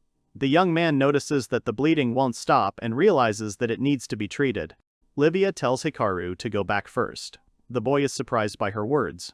Livia explains that she is not injured and that she is fine, so she can wait for him for a day, 5, or forever. She assures him that she is fine. Hikaru realizes that if they leave it like this, Roland will realize that she is missing and will continue on to the capital. He realizes that they will try their best to hide their presence. The young man thinks that on Monday everyone will know that Livia was kidnapped, and if he treats his hand, everyone will suspect him. He thinks about what Livia will do then. Hikaru realizes that she, who has nothing in her hands, will wander in the forest in an area where there are many different creatures and monsters. He realizes that it is too dangerous. Hikaru looks at Livia and notices something. Hikaru notices from her shaking hands that she is also nervous. However, she hides it and tries to be strong. He thinks about how things are going and decides that if he is going to take a risk, then it should be together. The young man tells Livia that he will not leave her here and declares that he will defeat Roland. He confidently says that he and she, together, they will defeat him. Livia, surprised, repeats his words. Hikaru admits to her that he may be putting her at risk, but claims that he still wants to save her. He asks if she will help him. Livia confidently replies that she will. Hikaru asks if this is true, and Livia replies that given how far he's come, her safety is nothing compared to the risk. Roland notices traces of blood on the grass and realizes that his opponent is somewhere nearby. The knight shouts that he praises him because he hides himself so well and asks who he is. He asks if he is from his country or from another. Roland hears sounds coming from the bushes and heads there, saying he won't let him escape. Roland follows the tracks in the grass and suspects that it is strange where these tracks lead.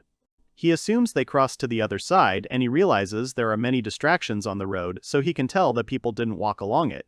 He realizes that they are most likely still hiding in the grass and these tracks are a maneuver. He turns sharply, noticing something. He wonders if something moved, or if he imagined it. He looks around and concludes that everything is clear and there will be no further attack. Roland says they escaped, and that's the problem. He walks over to the horse and picks something up from the floor.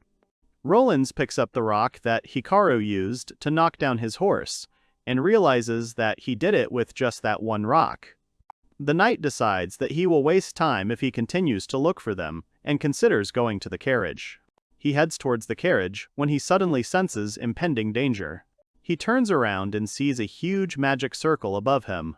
Roland suspects that this is magic, and remembers that ordinary magicians can do this up to 1 meter in diameter, and in front of him it is at least 5. He realizes that the level of power is very high. He looks for the spellcaster and sees female hands sticking out from under the grass. He exclaims that he has found him. Roland senses danger in the form of death behind him, and realizes that someone is there. Hikaru stabs him, saying that he is strong because he feels it even like that. Roland turns towards Hikaru, and blood starts to flow from his neck wound. Hikaru warns him not to move unless he wants to bleed to death. The young man leaves, noting that an ordinary man would be dead by now, but he will survive. The knight asks him to stop, and asks who he is. Hikaru turns around and smiles and replies that he is Silverface. The knight falls to the ground, and the youth leaves. Roland looks after the boy and realizes that the spell is not there now, and if it had been activated, he would not have survived. The knight understands that he was simply pitied, and this realization makes him scream furiously. The carriage in which Hikaru and Livia hid is driving across the bridge. The man says that the inspection is over and they can go. Hikaru breathes a sigh of relief, realizing that they were able to return. He muses that it's a good thing they met those merchants. Livia turns to the boy, asking how his wound is. Hikaru replies that everything is fine. The young man holds a bottle of liquid in his hands and thinks that he found it in the vase, and it restores. He remembers that his wound on his lip healed immediately after he tried it. He believes that in a few hours, the hand will be as good as new. The shackles on Livia's hands open, and she looks in surprise at her hands, free of shackles. Hikaru exclaims that it happened sooner than he thought, and says that luck is on their side again. Hikaru asks Livia to wait for him here. He says he has things to do and will be back soon. Livia wants to say something but is shy. Hikaru comes to the guild. The guild employee happily calls him. The young man greets the girl and asks if there are any interesting tasks today. The girl looks at the papers, but immediately looks up at the guy. She tells him that he looks pale and asks if something happened. Hikaru replies that he simply didn't sleep enough because he couldn't fall asleep. The girl says that he seemed to have gone straight home yesterday. The young man lies that he has gone out to drink again. Freya exclaims that this is not fair and that she would have had a drink too. The girl makes a sweet hurt face, and Hikaru replies that they will go together another time. The girl is embarrassed by such a proposal, but immediately agrees. Hikaru asks, "What about the mission?" The girl remembers it, but says that there is nothing suitable for it now. She claims that she will postpone the task for him as soon as it comes up. Hikaru thanks the girl and bids her farewell. He leaves the guild, and the girl looks after him, puzzled.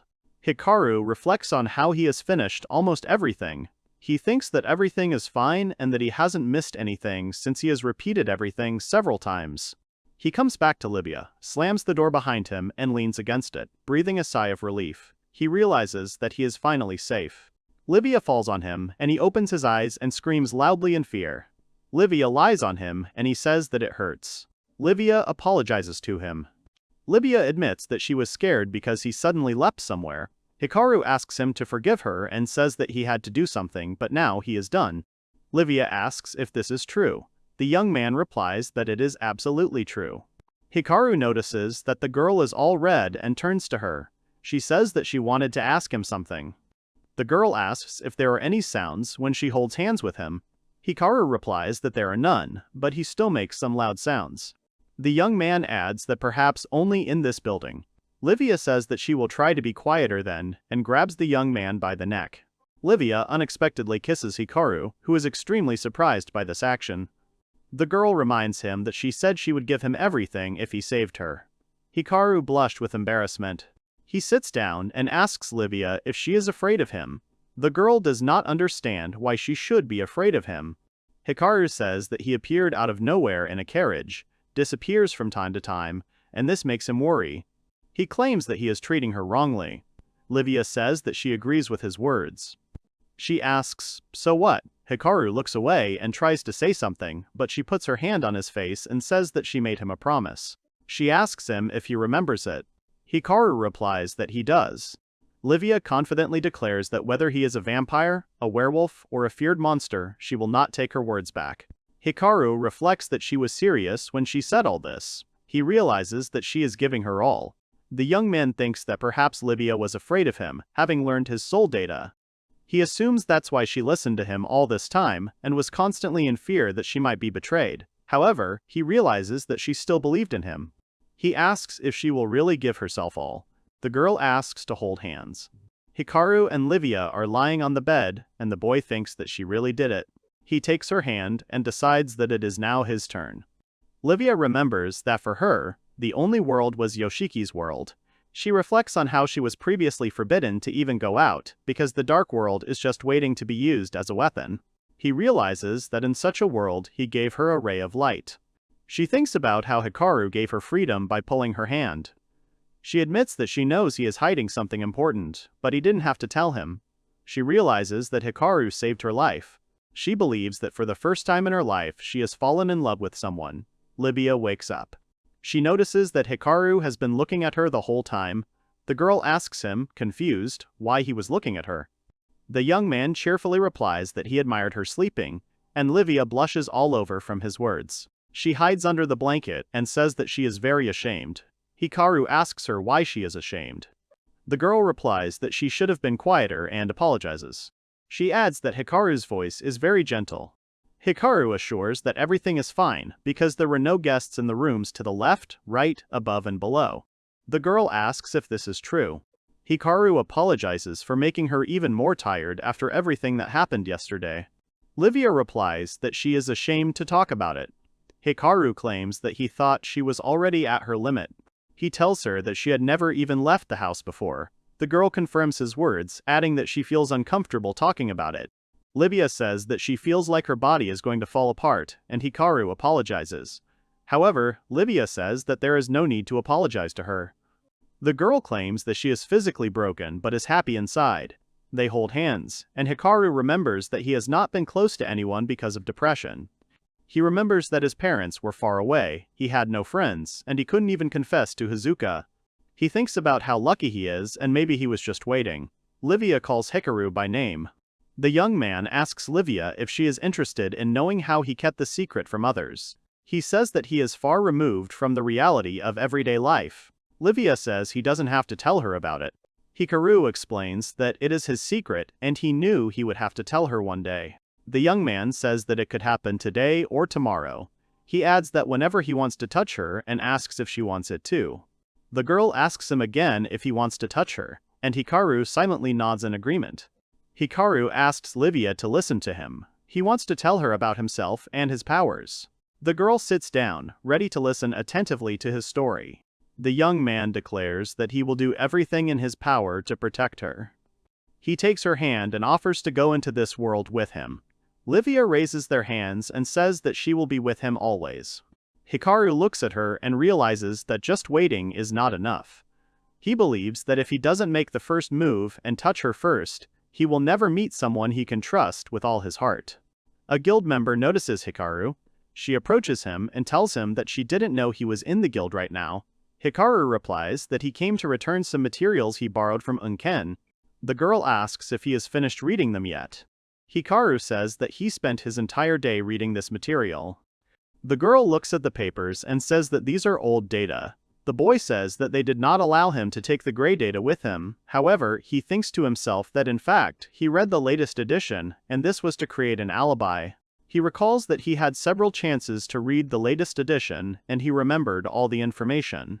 The girl exclaims in admiration that it is wonderful that he decided to borrow it and study it. Hikaru replies that knowledge is a weapon.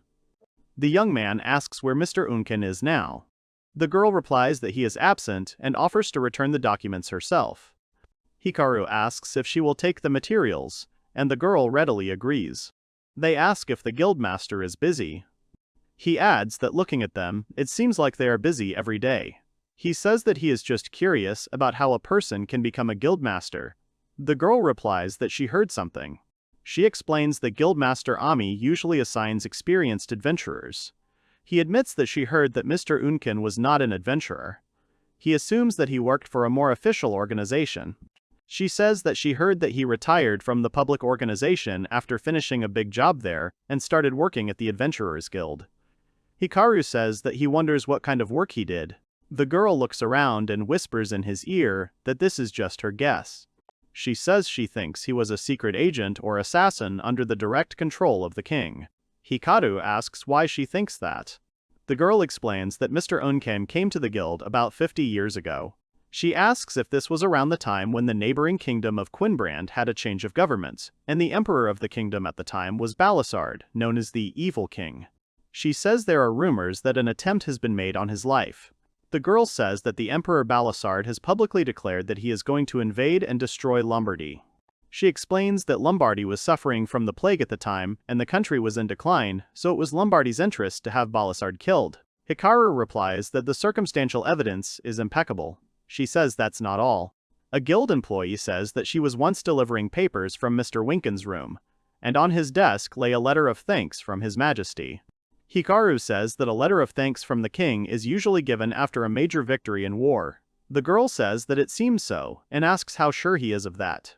Hikaru tells her that he once knew a nobleman. He says that if he is right about Mr. Winken being the hero of salvation, he is not sure about Mr. Flare. The girl replies that it is surprising. Hiraku muses that it was style and skill that killed Winken, and he doesn't think that Flare's assumption is far from the truth. He reflects that he must be a very influential person. Flare asks him if he really read all this material. Hikaru confidently replies that he has read it. The girl suggests conducting a small test. She asks what is an effective way to defeat the filthy doom that lives in the swamps. Hikaru replies that it is an ice-type spirit magic, and if they freeze them, they can easily destroy him. Freya asks about the benefits of yarrow herb powder. Hikaru says it eliminates nerve paralysis. The girl asks to describe the nearest dungeons in the province of Pond, and the young man replies that there are 2 of them. He explains that the first one is located 5 days away by carriage, north of the underground city of the ancient godmen. He explains that it is under the control of the guild and the state, and only adventurers of rank E and above are allowed to enter, and that several undead monsters have been discovered there. He wants to tell about the second thing, the Forest of Confusion, when suddenly a girl appears near them. She says that defeated monsters in the dungeon are transformed into magical spirit stones and thus form the dungeon industry. She turns to Hikaru, intending to tell him something, but someone grabs her hand and asks what she is doing. Pia pulls her hand and tells her that they need to go. Hikaru tells Freya that Pola and the others seem to be doing well. She replies that it seems so. Hikaru asks how this matter ended. Freya says that those adventurers seem to have disappeared. Hikaru suggests that they plan to hide somewhere until things calm down. The girl asks if he really read the book. She closes the book and suggests that next time they read the new edition of the old version. He wants to say what he means, but he doesn't finish. Freya suddenly says it doesn't matter and leaves. At the inn, Hikaru sits on the bed as Livia tells him to think about it. Livia shows off her new suit, and Hikaru says it suits her perfectly. The girl looks unhappy, and Hikaru asks what happened, because it suits her very well. Livia replies that she is just wondering if Hikaru is good at choosing clothes for girls. The boy says that it is not so. He says he was thinking about her while sorting through his clothes and noticed it by accident. The girl asks if he was thinking about her. The boy claims he was thinking about her all day. Livia asks if these are paid clothes. Hikaru assures that everything is fine.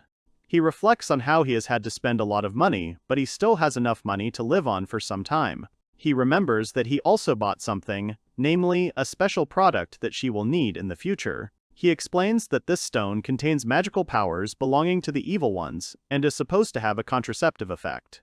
Hikaru believes that Livia expects certain things from him, so it's better to be prepared in advance. The young man tells Livia that tomorrow he will take her with him and they will buy everything they need. He claims that he will need several changes of clothes and he cannot even buy underwear. Hikaru assures Livia that everything is okay. He tells her that it doesn't matter where she goes now, she can choose her own path.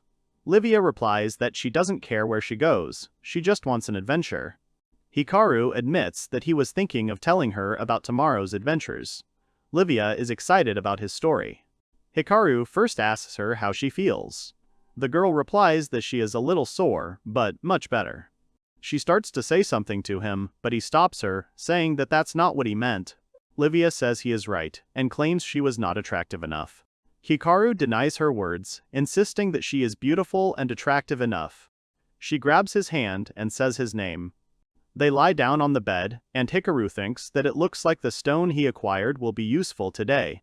Freya greets Aurora, wishing her good morning. Aurora greets her back and says that Mr. Unken is calling her. Freya asks if something is wrong.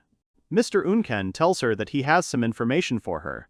He tells her that the mission that was given to the guild to escort them to the capital failed. Freya asks in surprise what this means. She assumes that they were attacked by barbarians and then destroyed by a very strong monster. However, the man says that her assumption is wrong. The girl says that Rogza himself kidnapped her then. Mr. Unken replies that such a possibility would have been possible, but not this time. He says that Rogza reported to the Capital Guild himself. The man tells from Rogza's words that when they had their second stop, he decided to look in on her to check, but she was no longer there. The girl notes that he is a brave man, since he went all the way to the Capital Guild to report. Mr. Unken says that his action would be very reckless if he were guilty, because it is risky. He asks her if she agrees with this. The girl answers that she agrees and wonders where the girl disappeared to then. The man replies that they wouldn't be in so much trouble if they knew. He says that there are two things that complicate the case. He says that the first is the word of the witness. Mr. Unken says that Rogza tried to take the key from the coachman by force. The girl asks why he did it. The man replies that he has developed an interest in the woman he was accompanying. Freya notes that this is somehow strange. The man replies that he is still a C-rank adventurer. The girl asks if there is anything else that complicates the matter. He tells that in fact, one knight set out to chase the carriage, but someone attacked him and he could not reach it. The girl asks who that knight was. Mr. Unken says it is Captain Roland de Farcon, and the girl cannot believe it. She states that he would not have been defeated by someone inexperienced. The man says that according to the knight, the one who attacked him was a child who called himself Silverface. The girl screams in shock. She says it's not normal for a child to defeat Kensei. She says it sounds like what Nogisa said and tries to find the right word. Mr. Unkin asks if she thinks these events are connected. Freya replies that she thinks they are related, but that the child must be very talented.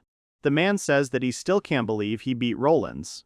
The girl says that this needs to be found out in more detail. She asks if he knows anything else. Mr. Unkin claims that he knows nothing else and notes that she thinks the same as Aurora. Freya confirms his words, wondering if this is all he wanted to ask her. The man asks Freya to listen to him and asks if she has anyone in mind. He asks if she knows a skilled, strong, adventurous young man. Freya remembers Hikaru, but then thinks that he spent the whole day reading a reference book and tells the man that no one comes to mind. Mr. Unkin says he will ask Gloria again, although he assumes the answer will be the same. Livia admires the city, and Hikaru offers to show it to her. The girl happily agrees. They walk through the streets of the city, and the young man tells that in that place he bought various attributes, and in this store he bought weapons, so the short sword is from there. The girl enthusiastically reacts to everything in the city. Hikaru is thinking that she still has a lot to learn and needs to watch enough and cool down first. He points his finger at something. He shows her the Adventurers Guild, and the girl replies that she even dreamed about it. Hikaru notices that something happened to Livia. The girl cries, saying that she is so glad to be alive. Hikaru thinks to himself that she is so happy that she is even crying. Livia asks if they will attack her with the words that she forgot herself here if she goes there. Hikaru remembers his unpleasant incident and answers that there are such people there. He says that they will go to the guild sometime. The girl asks if it is possible. The young man replies that he is an adventurer, and it would be strange not to bring her to the guild, since she cooperates with him. Livia exclaims that she would very much like to visit her. Hikaru says that next time and the girl is upset, but he adds that perhaps in a few days, and Livia is glad that it will be so soon. Hikaru says he's shown the main thing. Livia calls him, claiming that something smells delicious. He agrees with her words and notices a bakery nearby. He says that it is soon lunchtime and offers to buy something. They sit on a bench and eat the buns they bought. Livia asks him if they are going to continue their walk. Hikaru replies that he has plans and suggests going outside the city. Livia's eyes light up, and she asks if this is a trip. Hikaru says it's preparation, and he wants to see her magic power. Livia and Hikaru go outside the city. Livia asks if there are many monsters in this area, and Hikaru says there aren't any, so there's no need to worry about them. He says that they will soon be outside the city. The girl sighs tiredly, and Hikaru asks her to look. They see a beautiful, huge field in front of them, which they both admire. Livia asks how big this field is. The young man answers that you can ride a horse around it in one day. The girl is surprised, saying that it's great. Livia asks Hikaru if this is where she should use magic. He asks her to show her soul card before she begins. She hands her card to him. He compares his card with hers, thinking that not all common people have such a card, but mostly aristocrats. He says that her card is different from the guild card. He notices that there are no statistics on her soul card, and asks her about it. The girl replies that she is free at the moment. She asks Hikaru why he needed her card. He explains that he was interested in the blessing item. He asks her what the inscription means, Shinto ritual. The girl says that she thinks it is about the amount of donations for the holidays held at the temple. The young man asks what about the blessing. Livia asks for a second, claiming that she will write it now. She writes her blessing on the ground and says it goes something like this. Hikaru reads it carefully. He asks what is the cause of magic power. The girl does not understand what he is talking about. He says he's just curious, thinking to himself that there's something like that written on her soul board. Livia admits that she doesn't know for sure, and her magic just grows on its own. He clarifies what he means by it growing on its own. She replies that she will tell him this after she shows him her magic. Hikaru agrees and she goes into the field. Hikaru reflects that if we are going to talk about magic, then it is about spirits, because they rule this world. He thinks about how there are 4 subspecies of them: fire, water, wind, and earth, and the magic of spirits enhances the normal magic and physical strength that a person has. Livia uses magic, asking to come to the call, her spirit of fire, and uses a fireball. Livia says that it is frame Migas and that it is the weakest of fire magic. Hikaru is surprised, saying that he imagined it a little differently. Livia asks again if he imagined it, and Hikaru agrees. He remembers that Rogs had a level 4 sword and a level 3 earth, and Unken had a level 6 short sword, and if Livia had a level 5, that says a lot. He thinks that magic related to weapons and spirits is a little different. The girl clarifies that it means he won't be afraid of her. Hikaru replies that of course he won't. The girl breathes a sigh of relief. She admits that she was so nervous and afraid that he would distance himself from her after seeing this. He assures her that this will not happen. Hikaru says that he understands her and that he was also scared when he told her about his power. She looks at the soul board and he claims that her powers are beyond normal. Hikaru says that perhaps it was not by chance that they met. Livia, touched by his words, hugs him. She says that it is good that he became her savior and claims that she is not afraid of him at all. Livia asks him if he will not leave her. Hikaru promises that he will not leave. Hikaru notices someone coming, assuming they sensed magic. He realizes they need to get away from this field quickly and suggests Livia return to the city. Hikaru asks her how many times she can attack with that move, and she replies that she can attack around 30 times without resting. The young man marvels at such strength, and wonders if he can do it. Livia says she thinks he needs to practice. Hikaru asks his fire spirit frame Migas to come to his call and use his fireball. The fireball does not appear, and Hikaru notices that there is nothing. Livia suggests that he has not yet strengthened his contact with the spirits, and as she said, he is out of practice. The boy asks how it was for her. She replies that she has had it for a long time. She remembers that she first noticed it when she was 6 years old.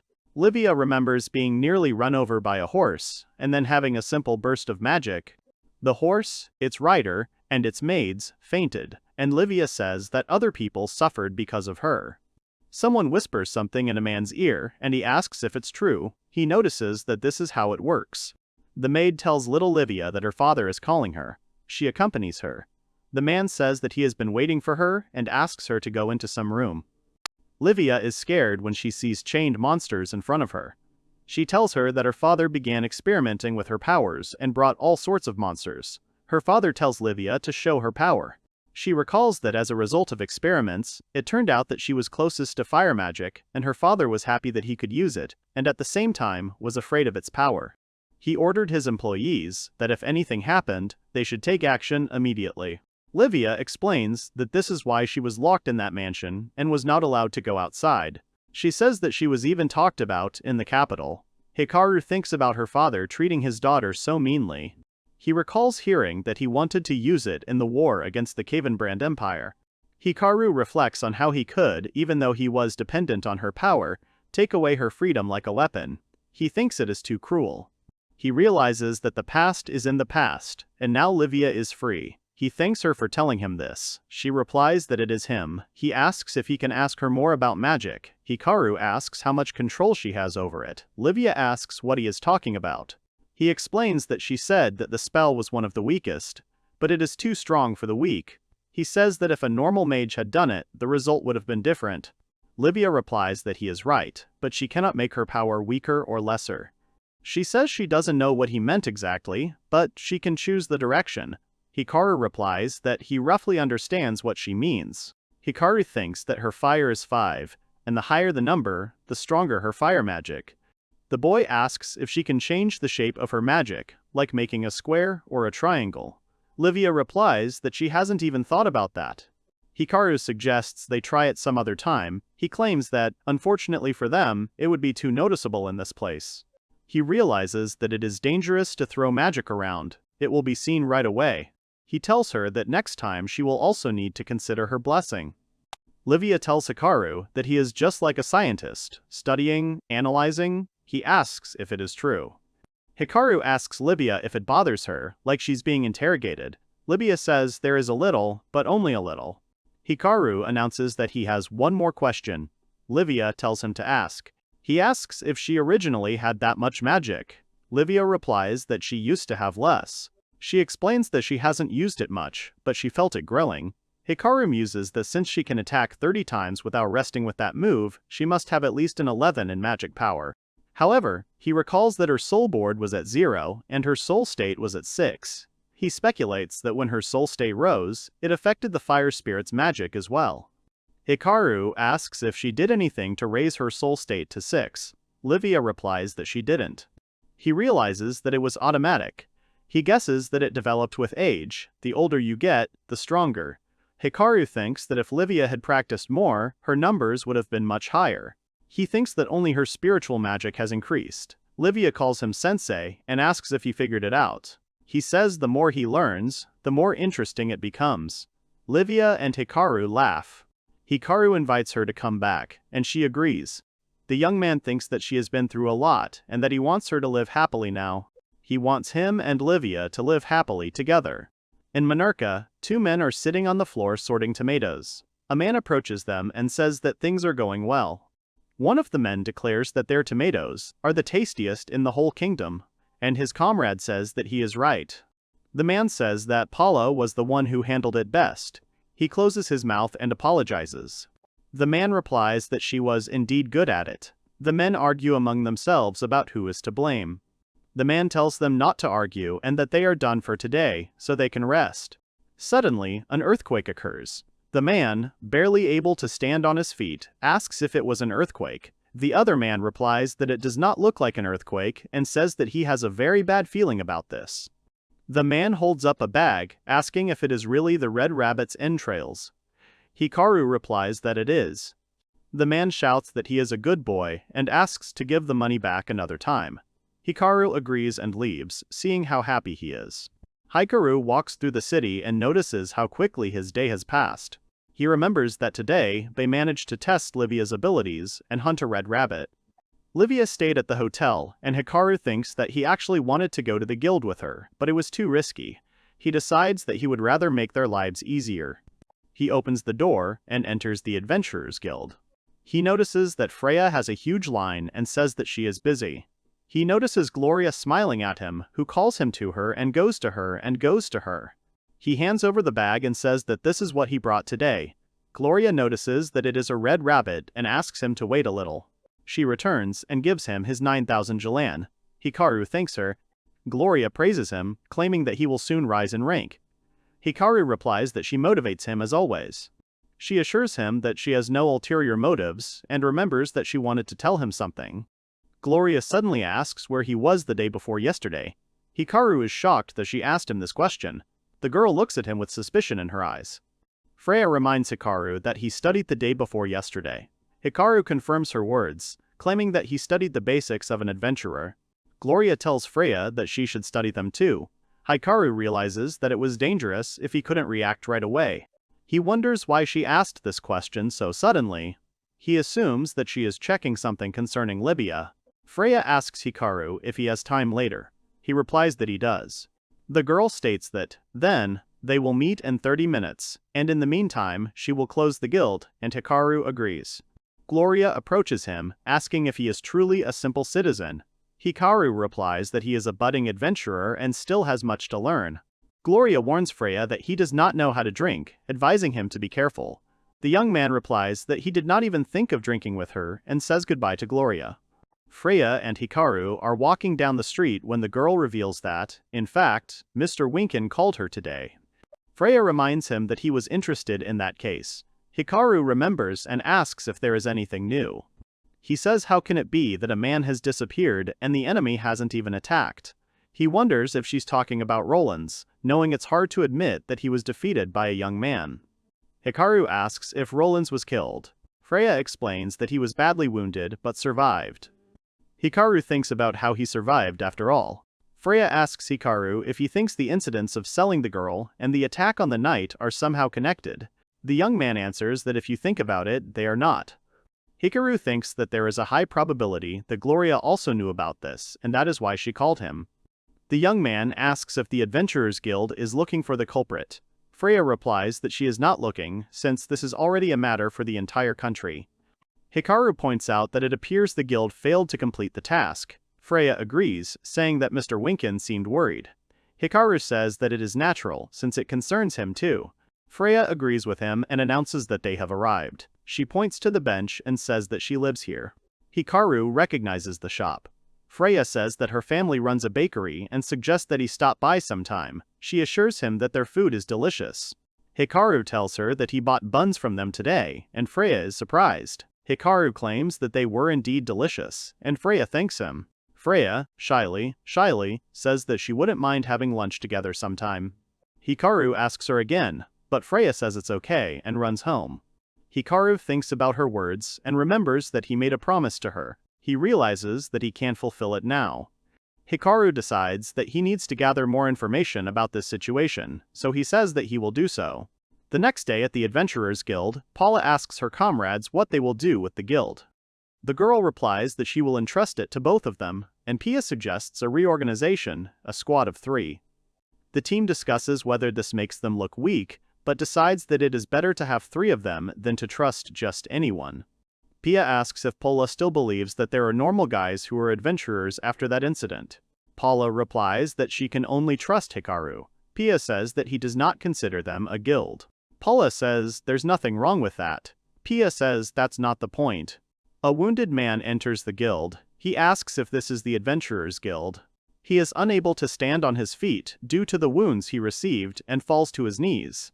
The adventurers ask him if he is okay. Pia turns around, wondering what is going on. Paula recognizes the man. She shouts that it is a man from the village named Pippin. Paula approaches the man, calling him by name, and he immediately recognizes her. She asks him what happened. He replies that he is fine and has something very important to tell him. Pippin says the dungeon is overrun with monsters. Paula asks again, and the man shouts that their village is in danger. Pippin is sitting at a table, and a group of adventurer girls are standing around him. Mr. Unken sits down opposite him. He says that he is the guildmaster and asks what business he has with him. The man replies that it concerns yesterday's event. He says that there was a strong earthquake towards evening. He says that at the moment of the earthquake, wounded adventurers came out of the dungeon and ran to their village for help. The man claims that, according to them, huge monsters emerged from the dungeon, mysterious forest, and there were many of them. Pippin explains that the mysterious forest is close to their village, so the village is in great danger, so he was sent to the guild, and another one to Les Aerk. The guildmaster asks the man to tell them everything that the escaped adventurer said. Pippin replies that what he said now is all the information, because the adventurer died. All the adventurers became nervous at this news, and began to look at each other. Pippin reports that he also said something about a middle level of the dungeon. He admits that he doesn't quite understand this, and asks what this middle level is. Mr. Unken explains that there are 2 types of dungeons. One is safe, and the other is where monsters live, especially floor bosses. Pippin asks about the floor bosses. The guild leader replies that they are monsters that very little is known about. He says that it looks like an anthill. Mr. Unken claims that the mysterious forest is just such a dungeon, and there are 5 floors and several entrances and exits. The man says that the first and second floors have a lot of vegetation, so they are called the green floor, and the third and fourth floors are covered with roots, so they are called the root floor. About the 5th floor he says that it is completely made of earth, so it is called the earth floor. The guild leader explains that different monsters live on different floors, and the one he was talking about is the root one. Mr. Unken muses that the adventurers have only reached the 5th floor so far, so there may be floors beyond that. He asks Freya about the monsters. She reports that on the 1st floors there is a branch bat and a small basilisk of E rank, and further on, a monster of D rank, wandering, evil eye, and something else. She announces that there is a palace and a small wyvern of rank C living there. The adventurers get nervous, saying that things are bad. The girl asks the guild leader if there have been cases where monsters have come out of their dungeons. Mr. Unken replies that there have been. He says that it is said that floor bosses eat monsters on their floors and thus replenish mania, but normal monsters can come out, unlike floor bosses. He says that usually dungeons are found by the monsters that roam nearby. The guild leader turns to Pippin and advises him to have a good rest today. He promises that tomorrow this information will definitely reach the capital, and then everything will become clear. The events take place the next day, in the capital of Ponsonium.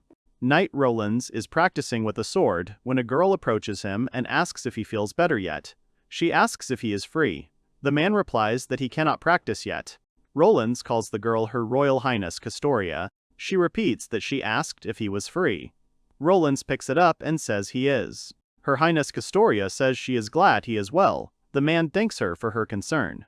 She asks her knights to step back a bit, but they resist. She tells them that the country's strongest swordsman stands before them, and asks if they still have doubts. The knights say that the order is accepted. Roland asks her what happened.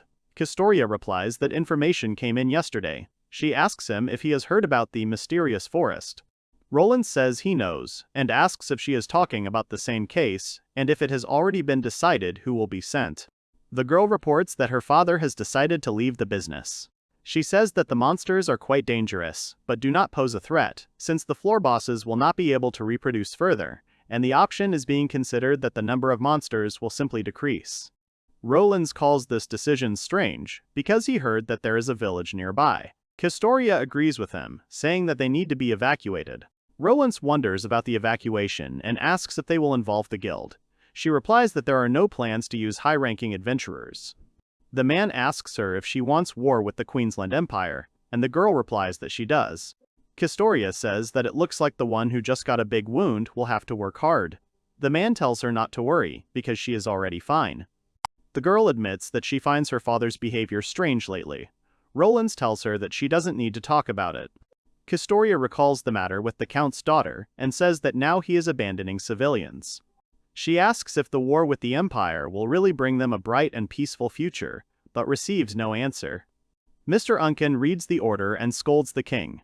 Gloria asks him to be careful with his words and says that since this is how it is, there is only one thing left for them to do. The man replies that he knows it. Gloria tells him that Pippin is waiting for him on the first floor. They head towards him and Pippin asks for news. Mr. Unken says that it is bad because there will be no help. The guild leader reports that there was a message that they should not send adventurers of rank C and above. He says that the only thing they can do is evacuate the locals. Pippin asks in despair if that is all they can do. Pippin shouts that it means they have to abandon the village. Pia exclaims what kind of nonsense is going on. The guild leader asks who she is. Pia tells them that they are the same people who, like Pippin, come from Menark. She explains that if they abandon the village, they are abandoning their tomato crop, and that cannot be allowed. Pippin says she is right, and asks if it is not the knight's job to save the people in such situations. Mr. Unken claims that he cannot answer for them. Pia wants to hit the guildmaster, but her comrades stop her, shouting that she won't solve anything this way. She clenches her jaw and agrees, stating that she will then destroy these monsters, as it is the duty of adventurers. Pia states that it is good that their rank is not high, but Freya shouts that she cannot allow this. Freya explains that they are G-rank adventurers, and only those of E rank and above can enter the mysterious forest. Pia insists that she will not go into the dungeon but will only protect her village. She turns to Paula and Priscilla, asking what they will do. Paula and Priscilla say they will go with her. Pia says that it is decided then and suggests they set off. Freya shouts that this cannot be done. Freya asks the guildmaster to stop them, but he says they are not against the rules. He calls Gloria, and she says about the special rear. Gloria announces that she has written destruction for ranks D and E, and escort and cover for F and G. Unken says that she, like everything else, reads people's actions in advance. Freya understands that the chief has not forgotten about them. Mr. Unken says that it is too early to rejoice. He reports that they only have 5 people in the guild that they can trust to destroy, and 10 people to accompany them. Gloria asks about the Capital Guild, saying that they can send people. The guild leader says that he will call them, but they will not count on them. Mr. Unken looks at the adventurers and says that he is giving them a task right now. He asks who will go to Menark. In the Capitals Guild, 3 adventurers stand near the notice board, talking about the mysterious forest. The adventurer says he came to see if there was a task, but there wasn't one. The man asks him if maybe it's not such a big deal. The other adventurer tells them to look and says they're back. A team of female adventurers called the 4 Eastern Stars. The adventurers discuss how Solace has an incredible aura, has a calm, strong expression, and is the very personification of the party. They say that Shufi has healing magic, and that she might eventually rise to the top of the religion. They notice Sarah has a warm smile, and even assume that they might get to know her.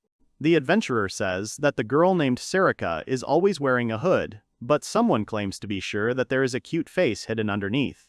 Solace asks the guild employee what happened. because there are too many people in the guild.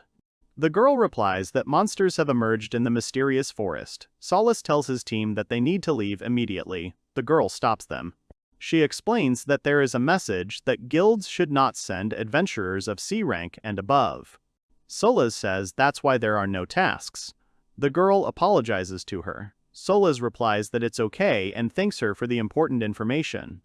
They leave the guild and Sarah asks Solace what they will do. She replies that the government does not want them involved. She adds that this means that the task is quite dangerous and asks if they agree with this. She suggests that the girls go to Menark. Hikaru asks Livia what she thinks. Livia looks at her hands and says that he got up. The soul board says that her soul development level has increased from 6 to 8. Hikaru suggests that tomorrow she can reach her goal of 11. Livia asks if they are done for today.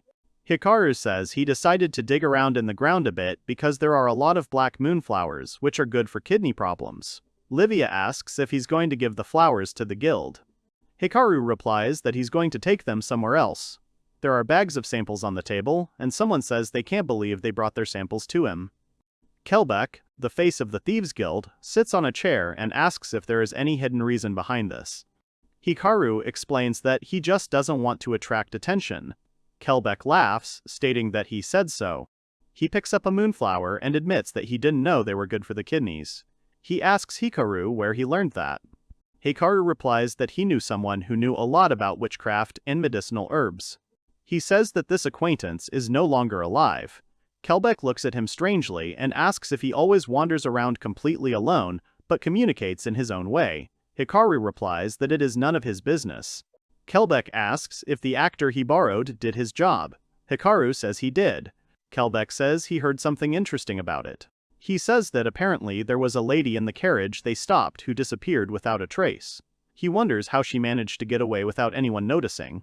Kelbeck remembers that when someone first entered his room, no one noticed. He asks Hikaru if it was a coincidence or an accident. Hikaru asks him what he means with a scary look. Kelbeck asks him not to make such a funny face and claims he's joking. Hikaru says he's not, likes unfunny jokes. Kelbeck apologizes, saying that he simply borrowed a man from them. He says that Hikaru is a real pain in the ass. The boy replies that they will have good deals as long as they are both the buyer and the shop owner. Kelbeck agrees with him. He tells Hikaru that he is selling him several grimoires. He shows a grimoire of earth magic for breaching walls, and fire and wind magic combined with explosion magic. He also shows several restorative grimoires made from gold by the temple's priests, which Hikaru believes may prove useful. 2 days later, in the Adventurers Guild, someone talks about a flood in the dungeon. Hikaru says that's why Paula and her family's hometown is in danger. Freya says that's true. Hikaru thinks that he didn't think that such a situation would arise in the last 2 days. Freya reminds him that he is a G-rank adventurer, so he shouldn't even think about going to the Forest of Deception, since the entry restriction there is D rank. Hikaru recalls this, and Freya clarifies that he read the entire material. Hikaru calls this interesting, clarifying that the kingdom is abandoning the Forest of Deception. He explains that it is an artificial dungeon created by a rare creature, a dungeon master, who generates monsters using magical spirit stones as a data carrier, specifying that it costs a lot of money. Freya replies that no, it is nothing. She says that dungeons produce resources, but a mine with a good vein is still worth more. Hikaru asks what happens. The kingdom now needs something more valuable than a dungeon. Freya says she won't comment on that. He asks if she thinks they're going to start a war. He says he understands and everything is fine. Freya shouts his name. He asks if Paula and the others are already on their way to Manelka. Freya says yes. They left in a carriage the day before yesterday afternoon. He says he understands and thanks. Hikaru leaves the guild and returns to the inn. He says that's why and turns to Livia asking if she's listening. She looks at her hands. Hikaru realizes that he can manipulate other people's soul charts so that they can be useful to him. He believes that this does not mean that the people he empowered will not become his enemies, and realizes that this power can only be used on people he truly trusts. Livia says that no one really noticed, and asks if he knows what happened to her. Hikaru explains that he assigned one each to life detection and magic detection. He says that if he wanted, he could assign one to each of the other 2 blocking abilities. But there are few people capable of detecting magic, So he left it all up to the blockade, which can deceive the general public. He asks Livia what she thinks of the Forest of Deception. Livia looks upset, and Hikaru wonders what's wrong with her, since dungeons must be her favorite pastime. She asks what he wants to do. She assumes he wants to go and help Paula. Hikaru replies that if Paula dies in the process, it would be too sad. Livia calls out to Hikaru. She yells, asking if he likes Paula. He asks what she means. She says that she said she would give him everything, but even if Hikaru likes another woman, it means he needs to prepare his heart. Hikaru calmly replies that he doesn't like Paula. Livia calms down and asks him if he likes her. Hikaru clarifies what she meant, but Livia hides her face in her hands and squats down. Hikaru assures her that everything is fine and says that he likes her. He asks if she thought he was in love with Paula. Livia replies that she doesn't think so. The next day, at the Adventurers Guild, Freya thinks about how she hasn't seen Hikaru since this morning. She wonders if he has gone to Manelka. Gloria asks her if she sees her. Freya notices Gloria and screams that she scared her. Gloria says that she wanted to say something. Gloria asks if she heard about what happened yesterday at the Royal Guild. Freya says about the royal capital and asks why. Gloria whispers something in her ear. Freya exclaims if this is true. Gloria replies that it is, and she is sure that they have taken a step in that direction. She says that her pet is safe and asks if she thinks the same. Hikaru muses that at this rate he's sure they'll catch up to Paula and the others soon. Livia tells Hikaru to look in the direction of the smoke. There is a house burning and two men standing near it. The man yells, asking what's going on and if it's a fire. Hikaru thinks that he's sure he's seen these guys before.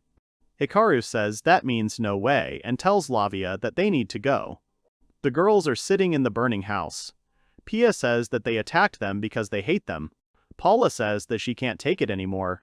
Pia tells Priscilla to go ahead, adding that they will capture as many of them as possible.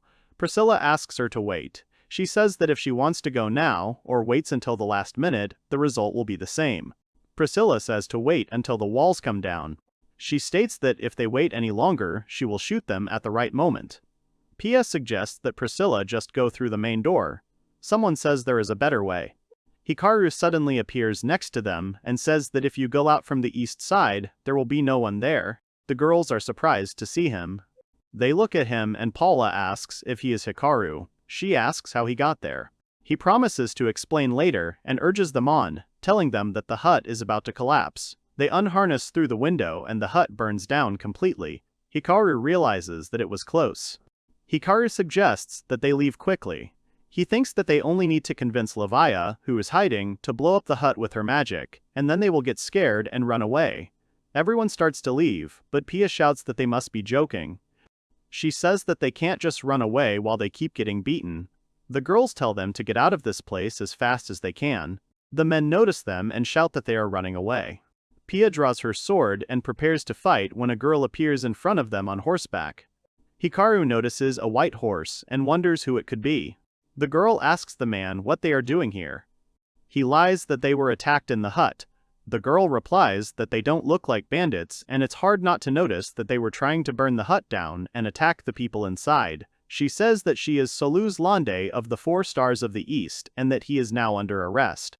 Paula asks them if they are heading to Menark. Solace replies that she heard that adventurers from the guild were here. He says that there was no quest, but they couldn't sit idly by. The girls thank her for her help, but Hikaru wonders about the fact that they went to save the village. The girls praise Solace and her team. She looks at the bandits and says that they dealt with them. She asks about Hikaru, and he wants to answer, but Paula introduces him herself. He says that he was also thinking of going to Menark. He asks if they met an uncle on a horse on the road. Solace replies that they met him and learned about them from him. Hikaru muses that it's a good thing Livia doesn't use magic, or they would have been discovered quickly. He remembers that they were the ones who were supposed to be accompanying them, so there's a good chance they saw her in the picture. He thinks that even though a C-rank party came then, after looking at Solace's soul card, he realizes that she is much stronger than them. He notices that her sword skill is level 5, so she is not far from Roland's, who is level 6. He asks about the rest of her team. She tells him that they went to investigate the area, as there may still be bandits left. He realizes that if 4 people like her get together, it will be problematic, so they should distance themselves. Paula asks Hikaru if he is also going to Menark. He replies that it was spontaneous.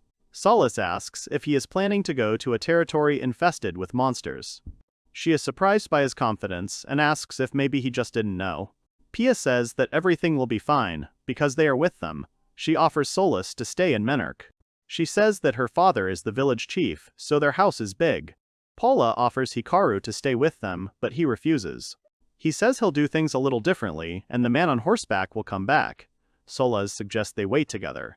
She says that the man did say he'd call for help, so it won't be soon. Paula supports her words, however. Hikaru thanks her for the offer, but assures him that he can handle it himself. Solace tells him not to refuse, asking if he is stubborn too. Hikaru replies that he is just an introvert and very shy, especially around girls. He says goodbye, and leaves. The other girls head towards the village, and Pia shouts that Menark is already in sight. The men in the village notice them and shout that adventurers have arrived. Pia apologizes to Solace for their behavior, but she replies that it is a natural reaction and she has nothing to be ashamed of. Pia admires her, and Paula thinks that it was Hikaru who saved them. Someone tells her not to make such a gloomy face. Shufi says that they came to help, so he suggests putting on a confident face. Paula recognizes Shufi Bloomfield, who like her has healing magic. She looks at her chest and is upset by the difference in their sizes. She looks at the girl and thinks about how she is always hooded and wonders what kind of person she is. The man says that the rumors were true and Paula recognizes her father. He, noticing Paula, tells her that he has a lot to tell her, but for now, asks Shufi to walk her out herself. Paula is surprised. She thought he would scold her for becoming an adventurer without telling him. She realizes that thanks to Shufi, he himself is not so evil. Hikaru and Livia are sitting in the forest near a fire. The girl asks him about the 4 eastern stars. He replies that he cannot understand, but he knows one thing: he cannot relax. He says that they are strong adventurers. Livia asks if this is true. He talks about Solace, the leader of the party, saying that she is a good conversationalist and that her every move is elegant. He wants to say something else, but seeing Livia's hurt expression, he asks what happened. Livia turns away and says nothing. He says he wants to talk to her because it's important to him. Livia says she doesn't mean that. Hikaru asks her to tell him. Livia is embarrassed to talk. She says that when she started praising other girls, she found it hard to breathe and felt a tightness in her chest. Hikaru asks if she means to say that she is jealous of him. Livia exclaims that she is jealous and suggests that he probably feels uncomfortable, but Hikaru just laughs. Livia yells, asking why he's laughing, and exclaims that she didn't want to talk, but he forced her to. Hikaru apologizes, saying that he'll say something then too. He tells Livia that the reason he refused to stay with them in the village was because he wanted to spend time with her and wants to continue that way. She asks him if he's upset that she was jealous. Hikaru replies that he's glad, because no one has ever thought that about him. He adds that since it's her, he's doubly glad. She lays her head on his shoulder and says that it's good that he was the one who saved her. He puts his arm around her shoulders and they remain sitting like that. In the village, the crowd is shouting, and Pia asks everyone to calm down. The men say that there are cool adventurers there, and they want to be around too. Pia says that they are not wrong, that they are cool, but they are talking to the headman, and they should not disturb them. The man tells Pia that she has changed somehow. The man tells her that she used to be so calm and nice. She asks what difference it makes to them before. He says that it is hard to see an adventurer, and Pia asks what he's even talking about. At this time, Hikaru and Livia sneak into the village chief's house unnoticed. The village chief tells the adventurers that he thought they would completely clear out the dungeon, but Solace replies that it is impossible. He says that there are only 4 adventurers, and there are over 100,000 monsters. She adds that this dungeon has no map, and this factor can hit them hard. Solace informs that they will hold off the monsters while they evacuate to another nearby city. The man replies that it is easy to say, but it is harvest season. He asks what they should do with the tomatoes. Solace replies that tomatoes are no substitute for life. The village chief says that they can do whatever they want, but he won't leave the village. Solace says that they will create a team of strong adventurers, and then they will begin. Sarah approaches the door and Solace asks her what happened. Sarah replies that someone is listening and opens the door.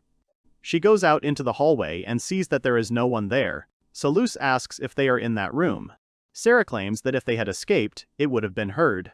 Sarah says that she is mistaken, but Solace claims that this almost never happens to her. Hikaru and Livia hide and the boy realizes that it was dangerous. He reflects on what he did right, that he opened that door early. He thinks that hiding helps, but still, one must be vigilant. He looks at Sarah's soul card and realizes that it's best not to go up against a B rank. He notices that she has the intuition skill, and remembers that those who have this skill well developed cannot expose concealment, but can sense its presence. He decides to be more careful in the future. Suddenly, the girl shouts at them to stop. She points to the door, suggesting that they might be there. Hikaru wonders who that voice belongs to. The girl asks Solace to open the door. She asks if that's her job, and Sarah says she thinks there's no one there. Solace goes to open the door and claims that it would not be surprising if there was some curious person who wanted to eavesdrop on the conversation. She opens the door and looks around the room, and noticing an open window, says that he ran away. The girl says that it seems like that was the case. Solace asks Sarika if she is convinced. She replies that she is convinced and leaves. Livia and Hikaru are sitting on a bench outside. Livia admits that she was scared and thought they would be found out. She asks Hikaru why he has such a face. He says that the hooded girl's name is Sarika Tanui. Livia calls her last name unusual. Livia says that what was surprising was her black hair, because she has never seen anyone with that color hair except Hikaru. She turns to him and asks him in surprise if she understood correctly. Hikaru replies that there is no doubt that she, like him, is from another world. Livia asked the boy in surprise if she was from another world like him. Hikaru answered that she was. Her name was Tanu Sarika. She also had a family name that was common in his world, and black hair, one of the signs. Hikaru went on to explain that her soul rank was too high. It was all too suspicious. If she wasn't in that party, he would have tried to talk to her. Livia asked what the chances were that she didn't know about her. Hikaru said that, honestly, he didn't even know. Gloria awkwardly said that he had a lot in common with her. Hikaru replied that he didn't care. He had her. Gloria blushed at the guy's words.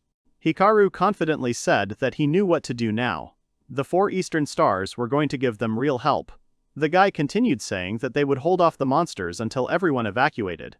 They would also need to stay in the village. Livia screamed that yes, he was right. They would protect the village.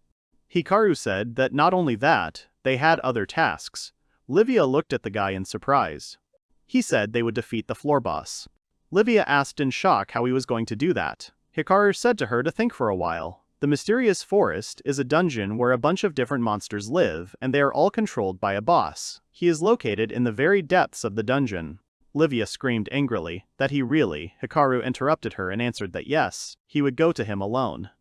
The girl screamed that this was not possible. It was too dangerous. He could die. Hikaru started waving his arms and asking her to calm down. He asked her if she thought it was his style to pick one target and destroy it alone.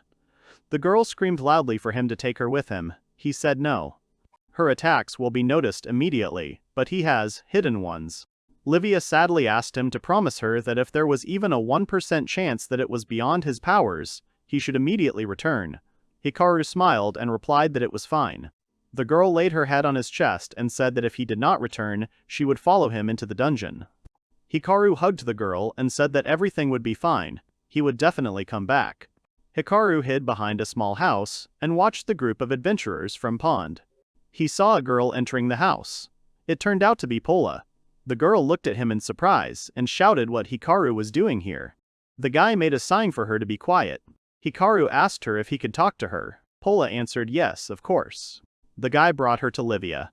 Hikaru introduced her to Paula and said that she was a member of his party. Livia said that she was pleased to meet him. Paula screamed in surprise that she was such a little girl. Hikaru angrily screamed for her to be quiet, otherwise they would be heard. Hikaru told the girl that he would be forced to leave the village, so could she help with food for a few days. Hikaru handed her a bag of money and said he would pay. Paula blushed and screamed that she would not take it. He had saved her life twice. Hikaru replied that at least as an expense for the church. Hikaru asked if she was the one buying the food. Pola awkwardly replied that she was, but the guy interrupted her by shouting for her to take the money. Pola resisted but took it anyway. The girl blushed and awkwardly said that thank you very much. Father will be very happy. Hikaru told her that he had one request. He wanted to ask that it be fulfilled. Hikaru asked her if she could not tell others that Livia was here. Paula asked in surprise why not. Livia said with tears in her eyes that she was actually very afraid of men. Livia sadly added that it was connected to the past, except for Hikaru, she couldn't talk normally to anyone. Pola anxiously answered that it was good, she didn't have to talk anymore. Hikaru looked at the girl and thought that she was really acting out. Livia answered Paula that she was very grateful to her for helping her. Hikaru thought that she could hide in the church now. The boy told Paula that he relied on her.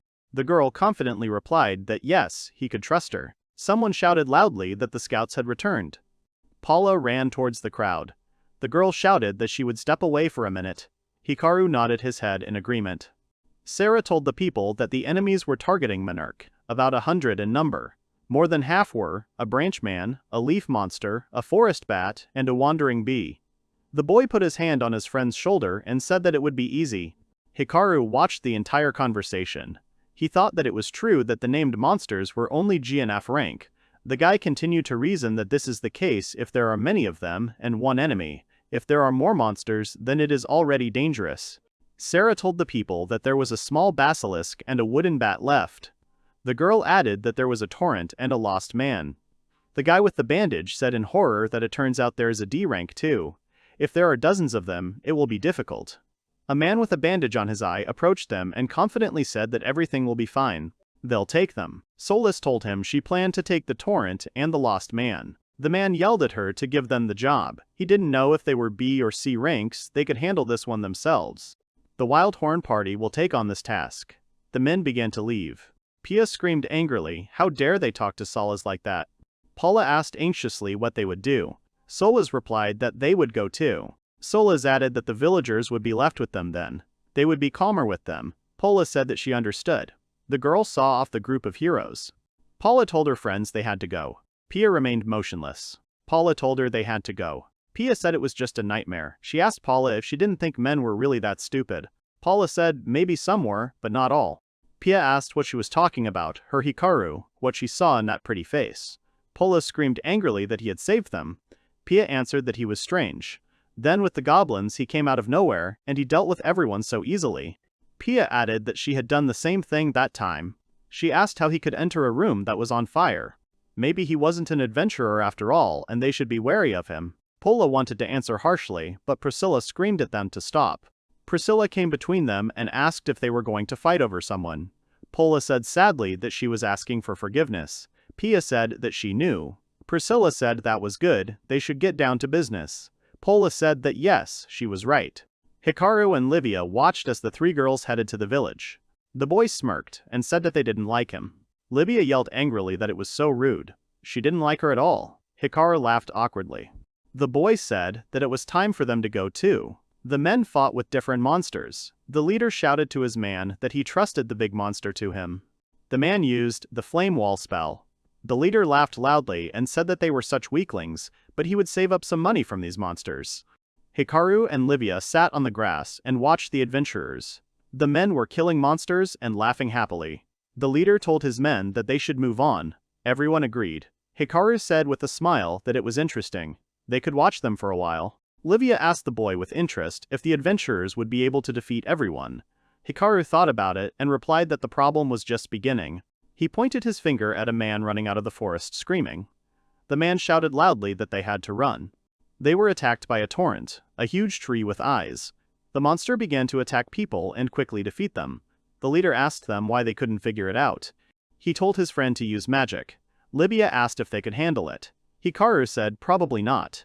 The one to watch out for here is this monster. The magician used the spell Flaming Blade. The tree began to burn. The chief said it was easy. They did it. The man asked, that's right.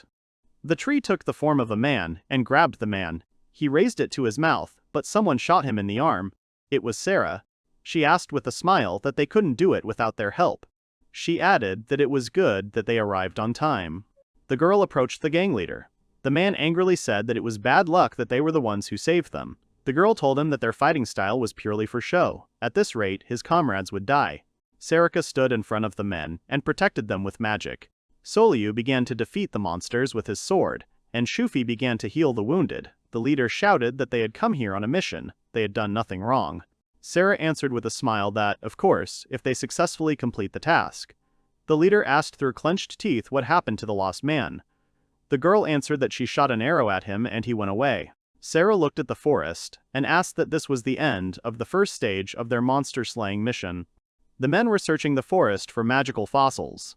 One of the men pulled out a ball and shouted that he had found a magical stone. His friend replied that it was nothing special. The monsters in the dungeons had a core. They left behind stones like these.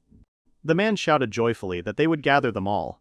At that time, a monster was watching them, hiding behind a tree. A guy was walking towards him, looking for stones.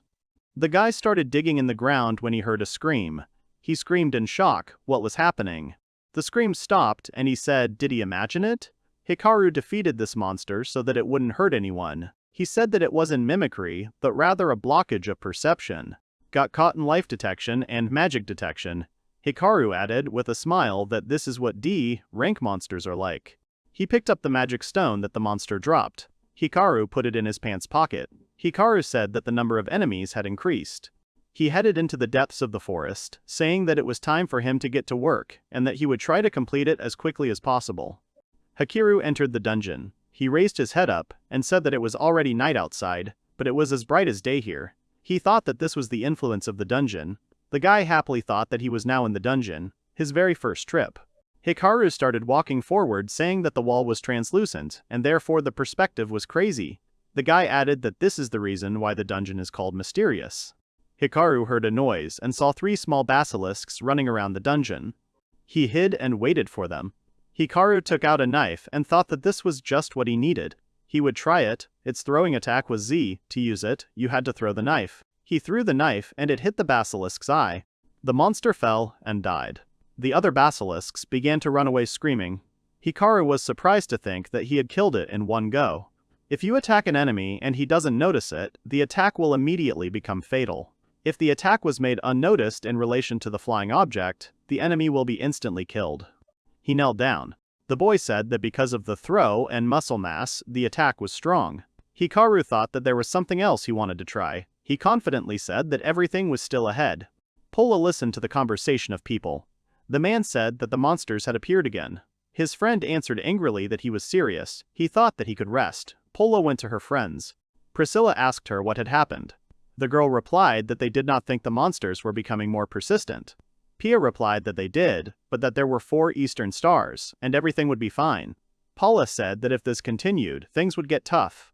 Pia asked angrily that she did not believe in Soluce's power. Pola answered awkwardly that it was not about that. They had to fight and be on guard day and night.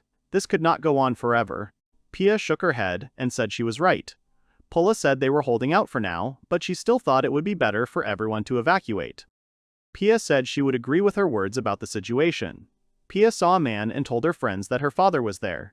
The girl told her father to gather everyone. They were starting the evacuation. Pola screamed that it was impossible. It was obvious to anyone that, with such an attitude, the offer would not be accepted. The elder asked her, didn't she say that everything would be under control? Pia screamed loudly that no, they were just getting in their way. One of the men said, that's how it is, so Solace is one of those knights who think that civilians will be a hindrance. Pia angrily asked what he just said.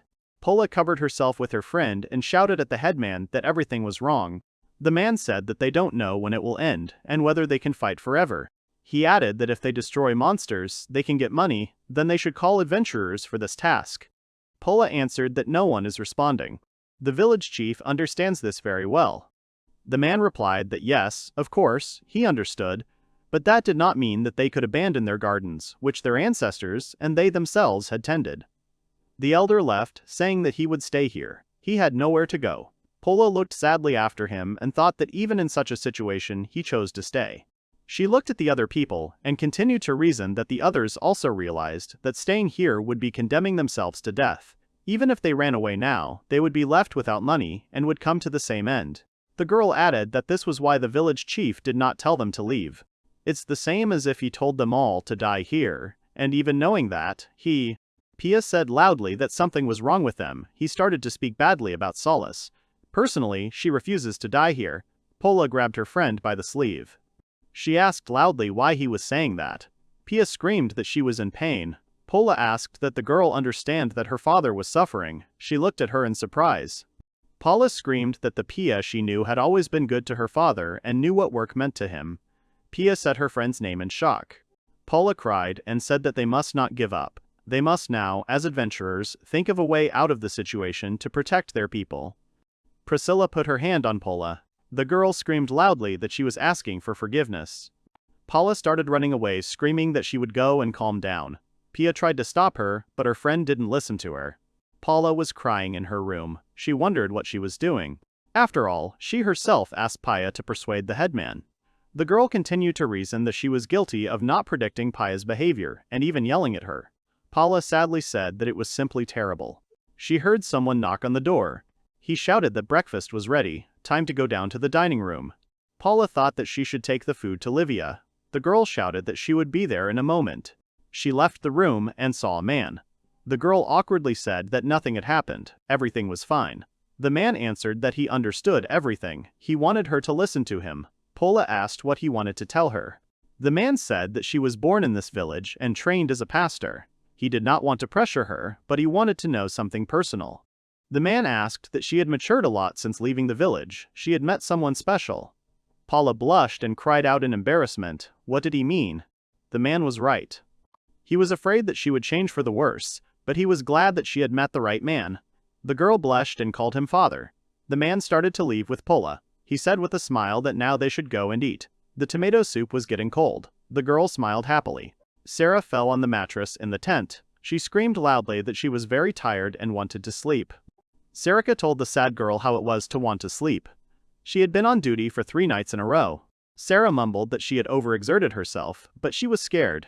The adventurers who had been entrusted with the eastern and southern sides, they said there were no dungeons there, so don't look. Sarah added that if it weren't for Sarika. Sarah replied that there were traces of fire to the east. There were ashes there too. She asked if this wasn't her doing. Sarika replied that she didn't even go to the east. She didn't need to go there was no order. Sarah asked then who did this. The girl screamed that she would go and look again. Sarika loudly told her to stop, she would go with her. They came to the battlefield. Sarika looked around the area. Sarah asked her what it was. Sarika answered that it was spirit magic, and the attack level was very high. Sarah looked at the ground and said that there were several of them all over the area. Sarika asked Sarah if she could tell from the ashes what kind of monsters they were. Sarah pointed at the pile of ashes and shouted that this already looked like a torrent. She said that she was very interested. Sarah asked what rank the mage was if he was capable of such a thing. Sarika answered that he was definitely above D rank, you could even say B rank. Sarah asked her that she could do the same. The girl happily shouted that, of course. Sarah patted her on the head. Sarika said that there was a spirit mage in the village. If he was an ally, then great. Sarah smiled broadly and replied that she would like to hope so. Sarika said it was obvious. If not, the monsters would have attacked the village by now. Sarah said it was true, she should thank him later. The girl asked how he was hiding. Sarah thoughtfully said she wanted to see this man. Livia was watching them. She was hiding behind a large rock. Livia said that she had been found out. She thought that of course she knew that the adventurers were fighting in the north and west, but she didn't know anything about the east and south. But at least there were no problems here now. She could go and rest. She came out of hiding. The girl thought sadly about her boyfriend. Livia pulled herself together and confidently said that he was fine. After all, he had promised that he would definitely return. At this time, Hikaru found the ladder. He started to go down, saying that it was so convenient to move around. He didn't know that such a place existed in the dungeon. Hikaru thought that, in general, a dungeon is a place that eats adventurers and thus grows. Hikaru heard strange sounds. He said angrily what would happen this time. He hid behind the wall and began to watch as a huge dragon came out, who looked very angry. The guy thought that the wyvern was C rank, and it was huge. It was also stated that it was a small wyvern but quite dangerous, located on the 2nd floor. However, if it was written that it was C rank, then even the 4 eastern stars could handle it. The wyvern fell, blood pouring from its leg. Hikaru said with a smile that he was finished. Was able to defeat him with the help of stealth and killing skills. He remembered and angrily shouted that this was bad luck. Hikaru thought that the conditions in the dungeon were unusual for him. When he destroyed monsters in the forest, he immediately felt a replenishment of strength, but here there was no such thing. He, of course, assumed that there would be few such monsters in the dungeon, with the help of which he would gain strength. He said that perhaps the quality and quantity of the soul is needed to raise the level. Hikaru continued to say that there should still be something left, at least something. The guy found a stone and looked at it carefully. He said hesitantly that it was a ruby. The guy thought that you can get it by destroying monsters in the dungeon. These are magic stones. They can be used to make jewelry, as well as weapons. He remembered Freya's expression. Hikaru happily said that Freya's reaction was funny. Suddenly, the walls and floor started shaking. Hikaru screamed in fear. What was going on? It was over, and Hikaru wondered what had just happened.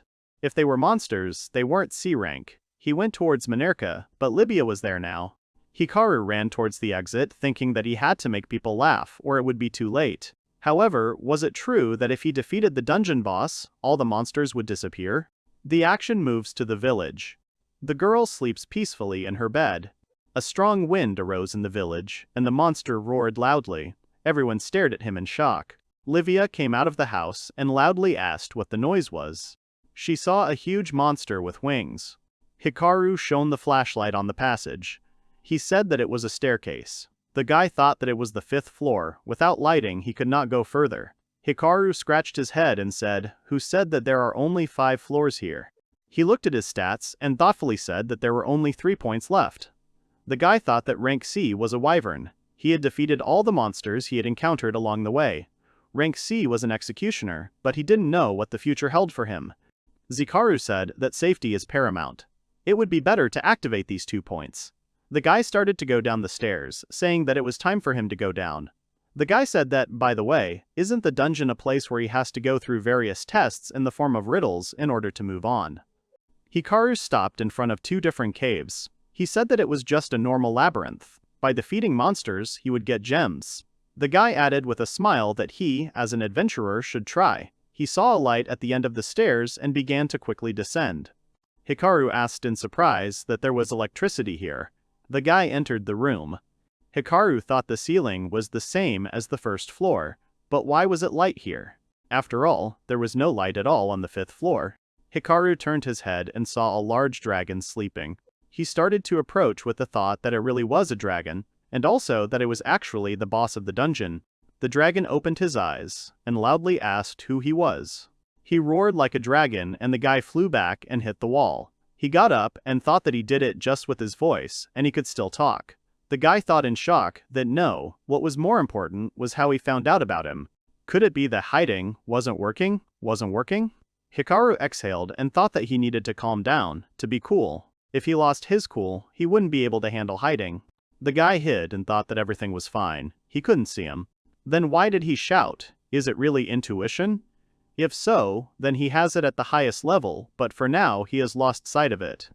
Hikaru continued to reason that if he came closer, the dragon would detect him immediately, but what should he do?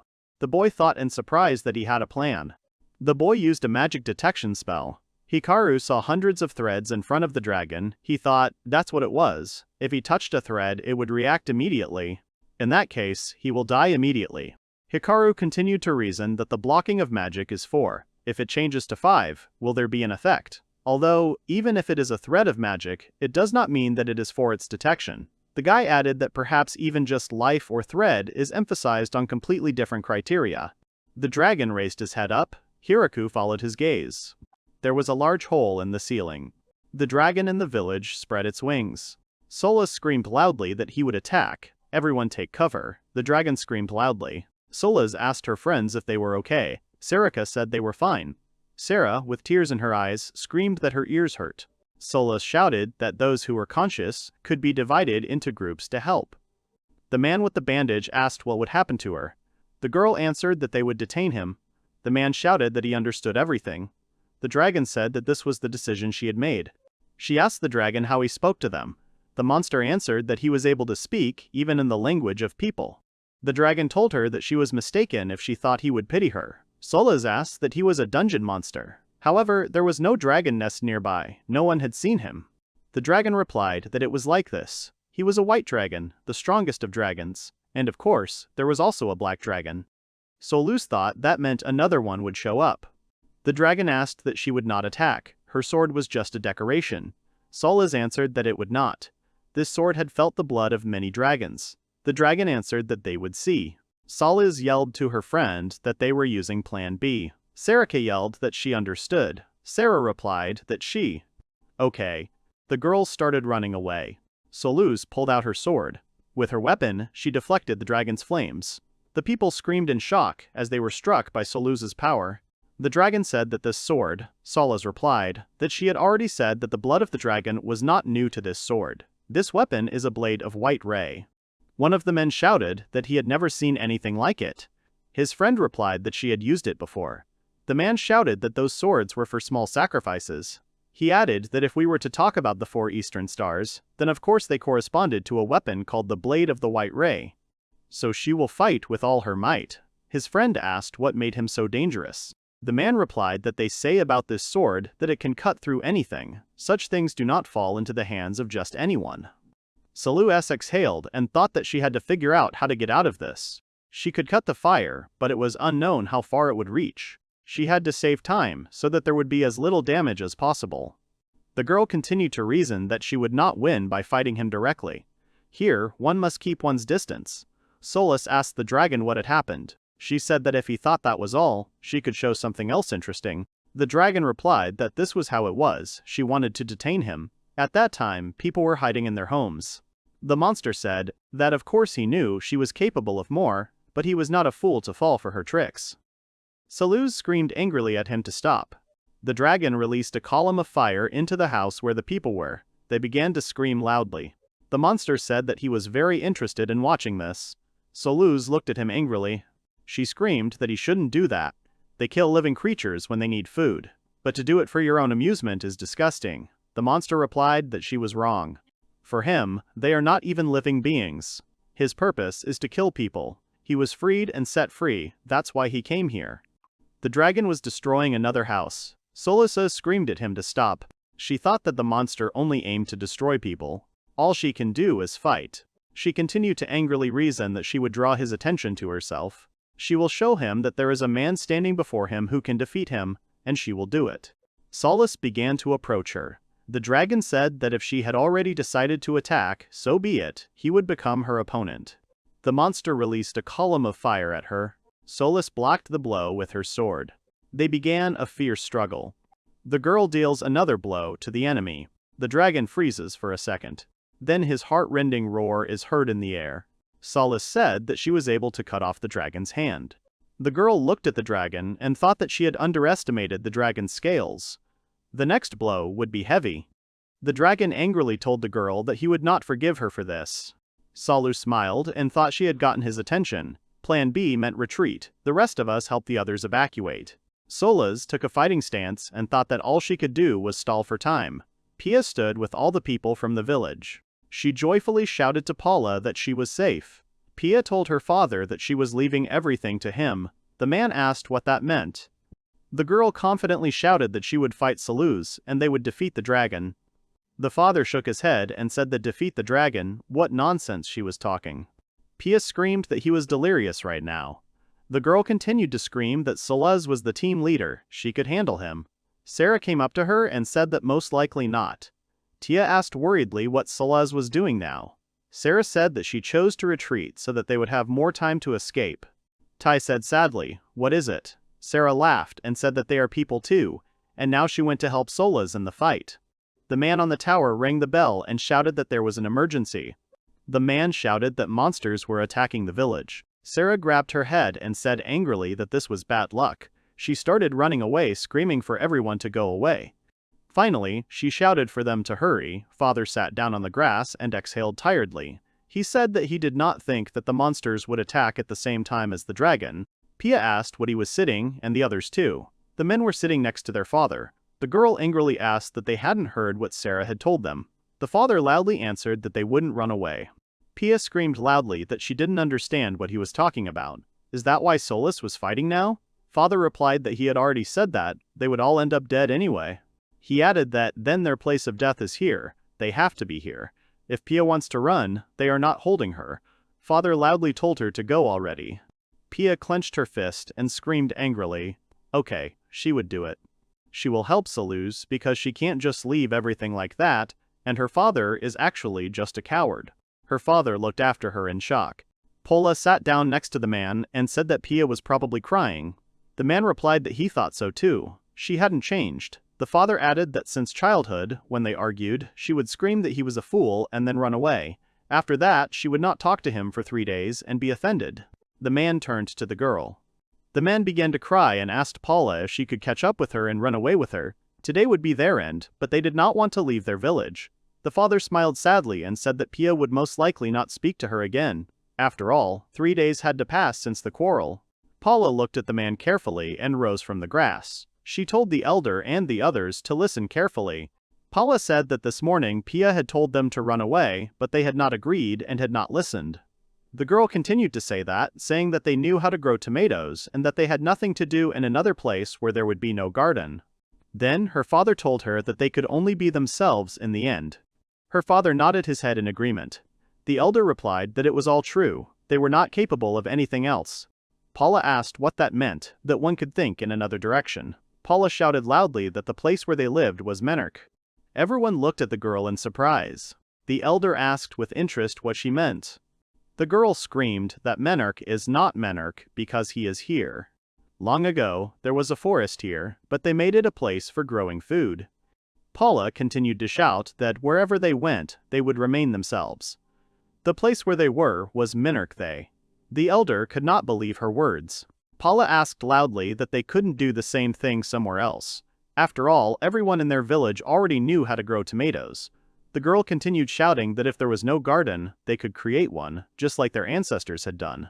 She won't let them tell her they can't do it, Paula added, because even she was once a coward, but now she's facing monsters. Priscilla stood up from the grass and began to applaud. She was joined by Paula's father, who also applauded loudly.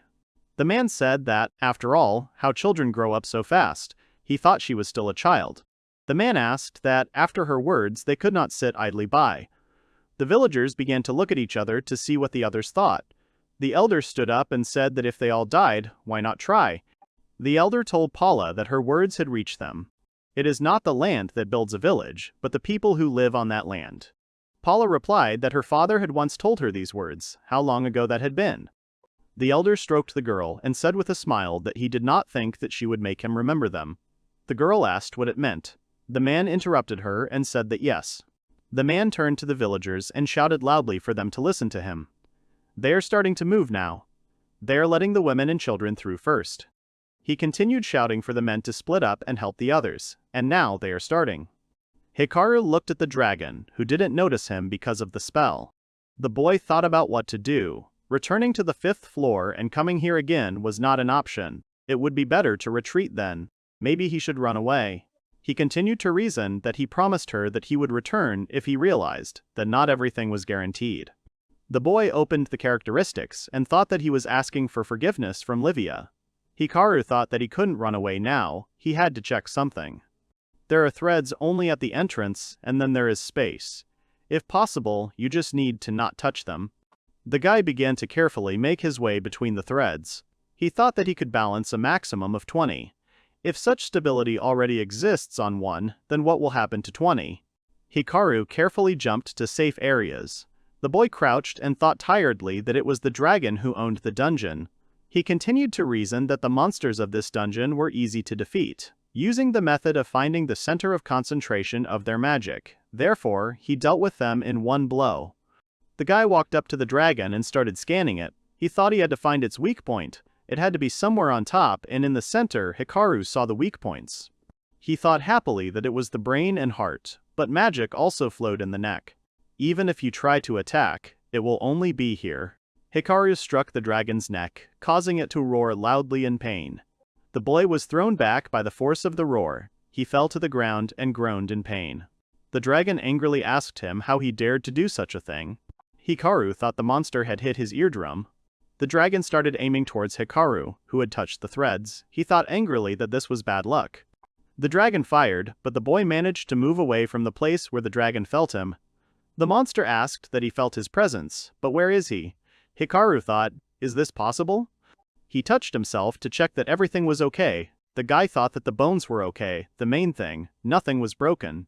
It was already good that he understood how to hurt his scales, but why couldn't he do more damage? Hikaru thought in surprise that it was probably when the pain reached his brain. He perceived it as an attack from someone. That's why the concealment didn't work and the killing effect didn't work. He continued to reason that time must pass before the realization of pain comes to him. It is necessary to strike when he does not yet understand, and now his exit has come. Hikaru walked into a shop with various weapons and artifacts. The man happily told the boy that he had made a sample of the weapon he had asked for. Hikaru thanked him. The man gave him the weapon and said that here it is. The man added that at least he could defeat someone bigger than him with this thing. Hikaru looked at the dragon and thought that it wouldn't mind being his guinea pig for a while. The dragon said that as soon as Shiro left the lair, an uninvited guest appeared here. Hikaru wondered in surprise what kind of Shiro. Could it be that the crack in that ceiling? Hikaru continued to reason that before coming here, he noticed someone's huge figure in the sky. It turns out that another dragon lives here. If it can fly, it will easily find the settlement. Hikaru thought angrily that Livia was there now. The attacks of these monsters have a wide area of coverage, and no matter how hard you try to hide from them, if they notice even one person nearby, they will not hesitate.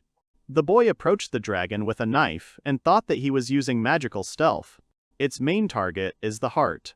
The dragon began to turn its head to see the guy. He asked the guy who came close to him what he was doing. Hikaru stabbed him in the heart. The dragon screamed loudly and then smoke came out of his mouth. Hikaru looked at his body and said that the blade exploded. When the trigger located on the shaft of the weapon is pressed, the blade separates and magically explodes after 1 second. The guy smiled and said that if he did the same thing in the neck area, it would not have any definite effect, but it was simply unrealistic to survive after a heart explosion. Hikaru sat down on the ground and said that he was very tired, he could rest a little. He looked at the pile of ash that appeared after the dragon's death. The guy said tiredly that there really was no time for that now. He picked up a black stone and asked what kind of stone it was. Maybe it was precious. Hikaru looked at the big door and said that he heard that this dragon was the boss here, but it seemed like the dungeon had another master. Hopefully, his friend would be much smaller than the black dragon himself. The village was ablaze. People were running and shouting what to do. If they couldn't escape, there would be trouble. A man shouted that they couldn't leave the rest of the village. They told him that they couldn't be saved. The leader of the group shouted that there were women fighting a dragon. Let them follow him quickly. They asked him where and why. The man loudly answered that they would deal with those monsters outside. They could become a hindrance in the fight. The group of men stopped and stared at the monsters in surprise. The guy fell to his knees and said in horror that these were small wyverns. They would all die. Livia came up to them and said that there were only 3 jokes. Was that really a problem for them? The chief shouted angrily that she would understand when she saw it. He asked in surprise who this girl was. Livia raised her hands above her head and said that she would leave everyone else to them. The girl screamed loudly that she was asking the spirit to hear her call. She wanted every living being, everything on this earth to burn in his flames. The men looked at this girl in shock. The leader saw the magic circle and said in surprise that he had never seen such a big magic pentagram. Livia didn't pay attention to him, she had to finish the spell. Livia spoke for the spirit to dance and sing in praise of her great power, so that the sky and the mortal earth would shake. Let it burn now, blessing of hellfire. All the wyverns were burned by Livia's spell. The men were speechless from shock. The girl pulled up her hood and said that they would handle the remaining change themselves. The boss recovered from his shock and shouted for her to stop, but Livia had already left. One of the guys asked, "It seems they can go now." The main guy answered that yes, they will kill all the monsters. Solace continued to fight the dragon at this time. He continued to resist desperately. Sarah and Sarika joined her. She ran up to them, shouting that they had taken all the wounded out of here. Solace, breathing heavily, said that she thanked her. She should leave too. Pia decided to watch for a while. Solace hit the dragon on the leg and thought that his wound was instantly healing. She cut the flames with her sword and thought that he didn't have a clear plan of action. The main thing now was to hold out until help arrived. The girl noticed a man. It was Paula who made a hand sign. Solace smiled and thought, great. All the villagers had been successfully evacuated, but there was still a tough battle ahead. Solace thought that the best option would be to wait until dusk and retreat from the battlefield. However, the kingdom could not ignore monsters of this level. The girl could assemble a team of high-ranking adventurers. If she succeeds, Solace noticed that the dragon was looking at Paula. The girl screamed anxiously at the monster to stop. His opponent now was her. The dragon headed towards Paula. Solace ran after the thought that things were bad. Paula began to shake, she could not move. Pia shielded her friend and took out her sword to defend herself. Paula asked in shock why she was doing this. Pia screamed loudly that she had said she would protect her. The girl ran towards the monster screaming. The dragon was hit by an arrow shot by Priscilla. The dragon turned towards her and did not notice Pia approaching him, who tried to hit him with her sword. Pia hit him in the leg several times, but she did no harm. The dragon hit her with his hand, saying that she was only in the way. The girl fell to the ground, and 2 huge wounds appeared on her chest, from which blood flowed. Paula looked at her friend in horror and said that this was a nightmare. Solace ran towards the dragon, while Sarah, Priscilla, and Sarika attacked the dragon from a distance. The dragon roared loudly, and a strong wind arose from his roar. Solace couldn't hold on, and fell to the ground. When it was all over, Sarah saw Solace lying on the ground. The dragon noticed her, and decided to attack with fire. Sarah noticed Priscilla lying next to her. Sarah covered her with her back and took the full impact. She managed to withstand the attack. She spoke heavily to Priscilla to hold on. At that moment, the dragon attacked Sarika. Sarah shouted to her that she was already coming towards her, but the girl was unable to move because of the wound on her leg. Paula tried to stop Pia's bleeding. She screamed at her that everything would be fine. She had the power to heal her wounds. She cries out to the heavens, "Gods, help this mortal soul. Bless her hands, save her from death." Pia whispered that she should run away from here. Paula continued the spell. She said that this magical power, which is a blessing for them living on this earth, she wants to give to the one who needs it most. A faint light appeared. Paula looked at her hands. She said in horror that no, it hadn't worked. It couldn't be. She could cure her, she had to. Paula whispered for her to run. The dragon headed towards Paula. The girl screamed that it had always been like this. Pia always covered her and protected her, and she healed her, time after time. Paula cried and screamed that now.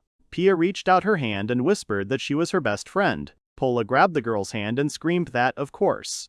After all, they had always been best friends. The dragon approached them. Paula told Paula that, even though they sometimes disagreed. However, she and Priscilla have always been and will always be her best friends. The monster lowered its mouth towards them. Livia made a pentagram and cried out loudly so that the spirit would dance and sing in praise of her great power, so that heaven and earth would shake. The dragon was distracted and didn't notice how Solace woke up and stuck her sword into his leg. The heroine tries to catch her breath. The girl asked that he didn't think he could finish her off with just his hysterical scream. The dragon roared loudly again. Solace asked loudly what he thought, that was all. The girl thought that the more magic this sword absorbed, the sharper its blade became. The girl thrust the sword deeper and thought that she would try to use it to the maximum. The dragon roared loudly in pain. He directed his mouth at the girl to attack. Solace said that she had bought her a little time. Livia screamed loudly, asking for the blessing of hellfire. A strong column of fire hit the dragon. The monster roared loudly and threw all the girls back. The heroine does not give up. Paula stood up and looked at the smoke that covered the dragon and made it impossible to understand what would happen to him. Paula asked in disbelief that they had won. The smoke cleared and a dragon emerged from it. The girl shook. She couldn't believe that after such a strong attack he could survive. The dragon looked at Paula. The girl looked at her friends and fell to her knees. He hysterically said that this is what it is. Livia said that she was asking the spirit to hear her call. Paula thought that Livia was still trying to hold out in this battle. She continued to attack. The dragon headed towards her. Paula began to pray. She cried out that she was asking the merciful Lord to hear her prayers. She was asking to save their souls. The villagers and those who were valiantly fighting to save them. She was asking to help them all. Paula thought that it was too late for them to make it. The girl decided not to give up and cried out that the Lord is merciful. The dragon stopped and fell headless. Paula asked in shock what just happened. Hikaru stood next to the monster's body. He said with a smile that it seemed he had managed to arrive in the village on time after all. Paula was surprised to think that it was Mr. Hikaru, but how did he appear here? The boy exhaled and thought that when he saw the state of the village, he immediately began to think about what to do next. He ran through the forest and thought that the black dragon could only be killed by piercing its heart. In turn, if you cut the head of another dragon from its heart, the effect would be exactly the same. Hikaru continued to reason that, however, he no longer had the explosive blade, so hitting his heart was no easy task, and reaching his head with such a short sword was even more difficult. The boy ran into the village. He looked around and thought in horror that he was too late. Hikaru turned his head and saw a dragon heading towards Livia. The girl tried to defeat him. Hikaru noticed the dragon's charred scales and thought that if it was possible to break through them, all that was left was to find a weapon. The boy picked up the sword that was lying on the ground. He scanned the monster and thought that no magic threads were found. Hikaru grabbed his sword and ran towards the monster. He jumped up and hit him in the neck. Hikaru looked at the sword with a smile and happily said that he had no idea whose sword it was, but it helped him a lot. He saw Shufi trying to help his friends. The guy thought that it seemed like he couldn't help here anymore. Hikaru noticed the stone and reached out to pick it up. He thought that this magical monster was big enough that Hikaru pulled his hand back and decided that it was best not to touch it. An excited Livia ran up to him. The guy told her that she scared him to death. Livia sadly said that she was asking for forgiveness. The girl said that she only wanted to distract him and then immediately disappear. Hikaru awkwardly asked what she just said because he didn't hear. Livia noticed blood in his ear and excitedly screamed that something was wrong with his ear. The guy awkwardly said that he would cure it later. The girl stood on her toes and said right into his ear how things were going with the dungeon. Hikaru replied that it was all over for him. Not to say that everything went perfectly, but the guy noticed Paula, who was sitting next to Pia. Hikaru asked if she died. Paula started crying and said that she was only trying to protect her. Hikaru replied that it was like this. The guy thought she was protecting her friends with her life. Paula said she couldn't even help her. Pia always saved her, but she couldn't help her. Hikaru thought that he should be able to cure Pia. The boy continued to reason that his skills should be enough to enhance Paula's magic, but he can't let anyone know about it. If the truth about his power comes out, something terrible could happen. Hikaru looked at Paula, who was crying next to her friend. The guy sat down on the ground and asked what she wanted to help Pia with. He thought that if he left everything as it was now, he would regret it for the rest of his life. Paula replied that, of course, what kind of questions are these? She and Pia had been friends since childhood. She was her best friend. Maybe sometimes she was too selfish and did rash things, but she never wanted to hurt her. Hikaru told her that Pia could be cured, but only if Paula agreed to give up her life in exchange. She won't die in the usual sense of the word. The guy added that instead, she will have a secret that she will have to keep for the rest of her life, without the right to share it with anyone. He can help, only she can promise him this. Paula wiped away her tears and confidently shouted that if it would help save Pia, she was ready to sacrifice her life. Hikaru smiled and told her to close her eyes. The next time she opened them, her life would never be the same. Hikaru thought that, as a rule, a person is considered a healer if his healing power level is 2 units. In hospitals, you can meet healers with a maximum of 4 units of this skill, but not higher. The guy increased Paula's level and thought that she was now level 8. He thought that he just needed to believe, because once upon a time, faith saved him too.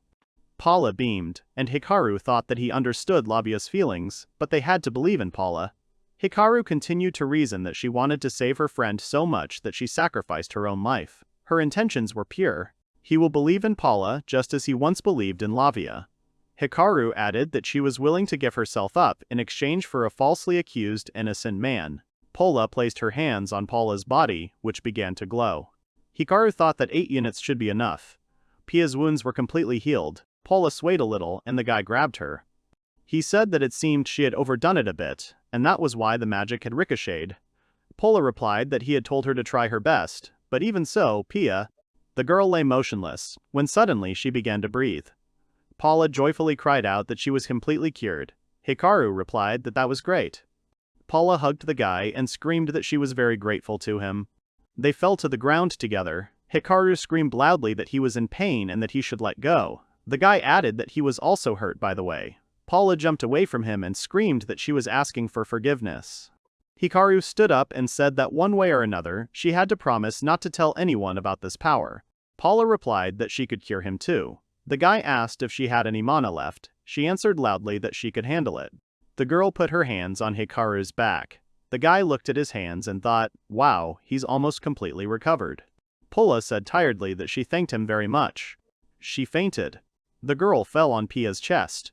Hikaru looked at her with a smile. Livia asked him if he was okay. The guy replied that everything was fine, no problems.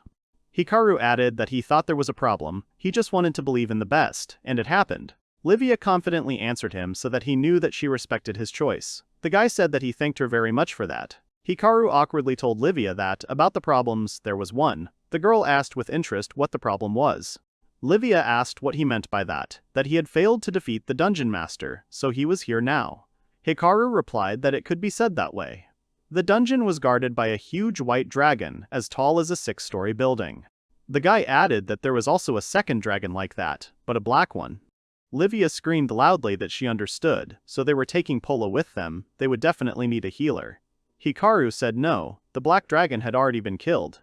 The guy gave her a magic stone and said that he was giving it to her as proof. So, this is their first problem, and it is the owner of the dungeon. The guy asked the girl in surprise if everything was okay with her. Hikaru awkwardly shouted that he swears that before attacking, he made sure that he could definitely defeat him, and he also knew in advance that the dungeon was guarded, and he also wouldn't have gotten into a fight if he wasn't 100% confident in himself. The guy added that it just so happened that the owner of the dungeon was not the black dragon. Hikaru exhaled and said that he was sorry, he just decided to try his luck, maybe he would succeed. Livia hugged him tightly and said that she was so scared for him. Stop doing reckless things. Hikaru smiled and said he was truly sorry. Livia pulled away and said it was one thing to talk about a threat, but another to actually face it. He was talking about it like nothing out of the ordinary had happened. Hikaru told her it was all because of the blade he had with him. However, they did outline the problem.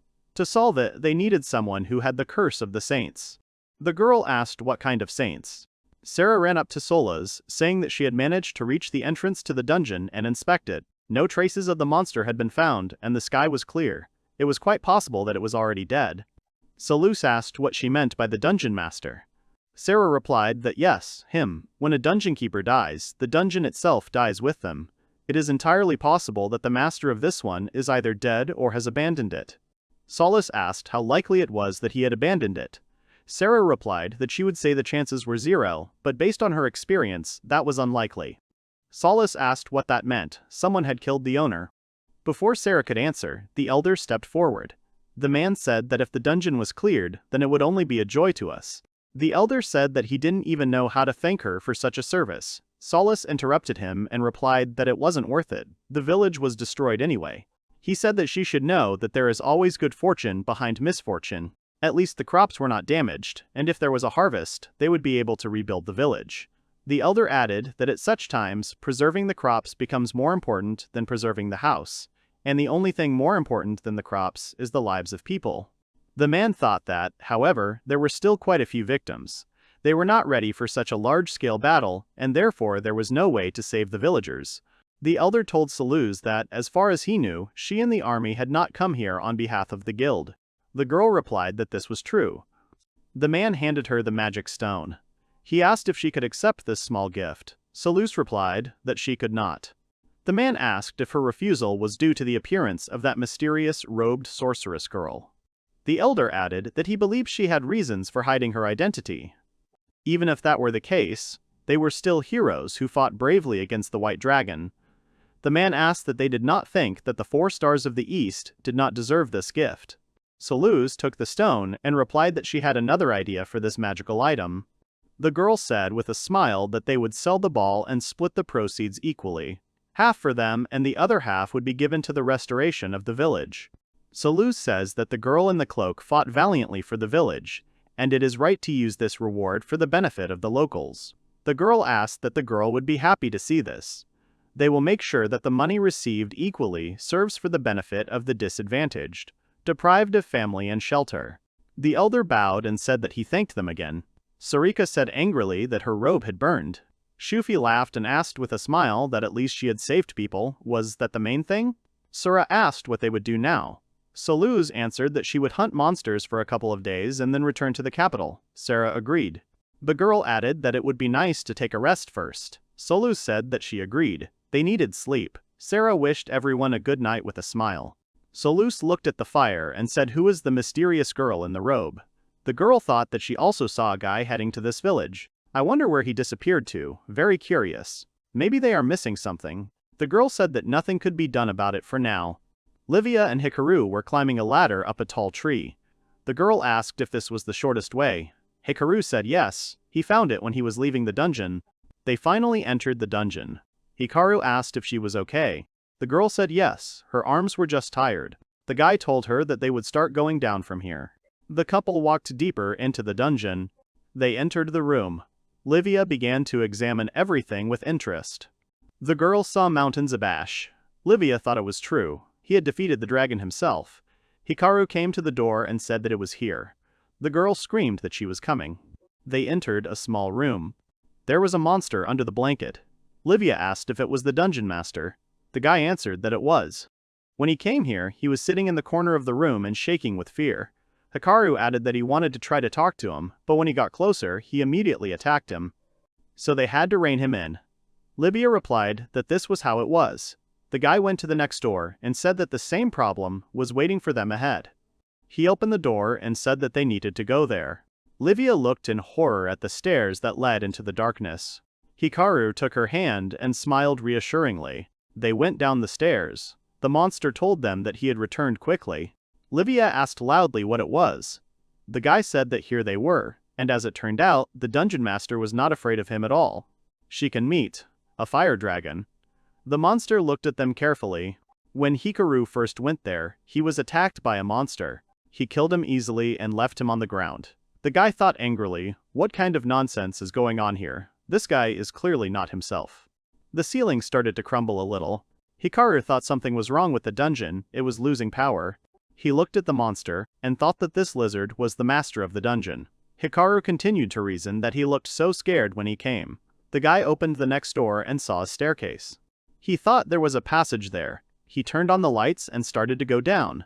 Hikaru said that it was worth examining it too. Someone said that a whole 100 years had passed since then, although no. More accurately, it would be several hundred years. The guy shone a flashlight and saw a huge monster on a chain. The dragon said that so much time had passed, that even he, a long-lived man, had become mortally bored with these walls. Hikaru was surprised to think that it was a red dragon. The monster said that all the brave souls who had reached this place, every single one of them, at the mere sight of him, ran away in horror. The dragon added that he was not running away. He was very curious. He was not from this world. The guy continued to reason that these words. Could it be that the owner of the dungeon accidentally stumbled upon him while inspecting the premises and got scared?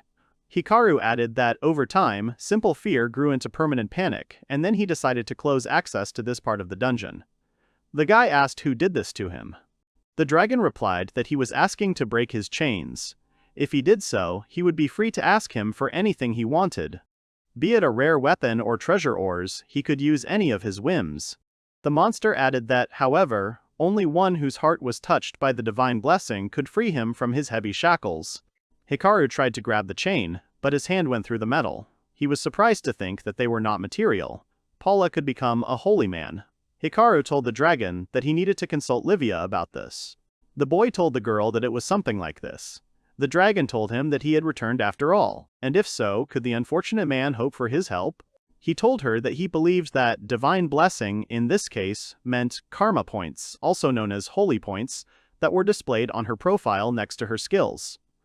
Hikaru continued to say that Livia interrupted the guy and said that everything was fine. She will try. The girl took his hand and said that she had once mentioned that she was ready to sacrifice everything she had for him.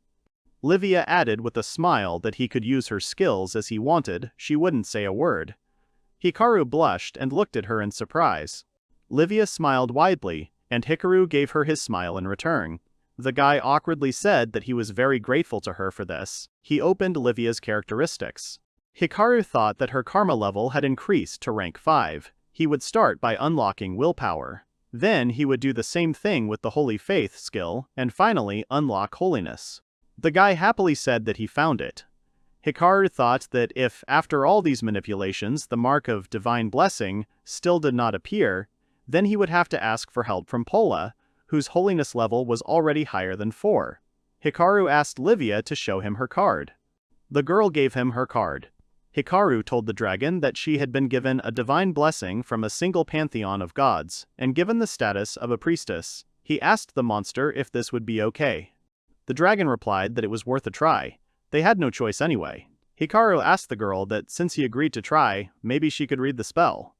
Livia replied that it was fine, no problem. Livia cast a spell on the chains. She said tiredly that it seemed to be giving in, but it required a lot of magical energy. The dragon told her to continue in the same spirit, almost succeeded. Hikaru asked the girl that she was okay. If she can't, don't force yourself. The dragon asked that if she can't even do this, then what is she good for at all? Hikaru looked angrily at the monster, and thought that he didn't like it anymore. The chain broke, and the dragon roared loudly. Hikaru covered Livia from the loud roar.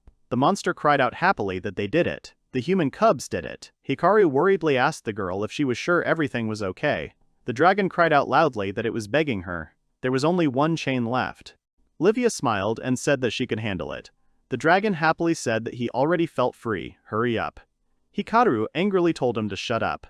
Come to think of it, there was no reason for them to drag him out of here at all. Hikaru asked if the dungeon was acting so strangely because he had scared its master.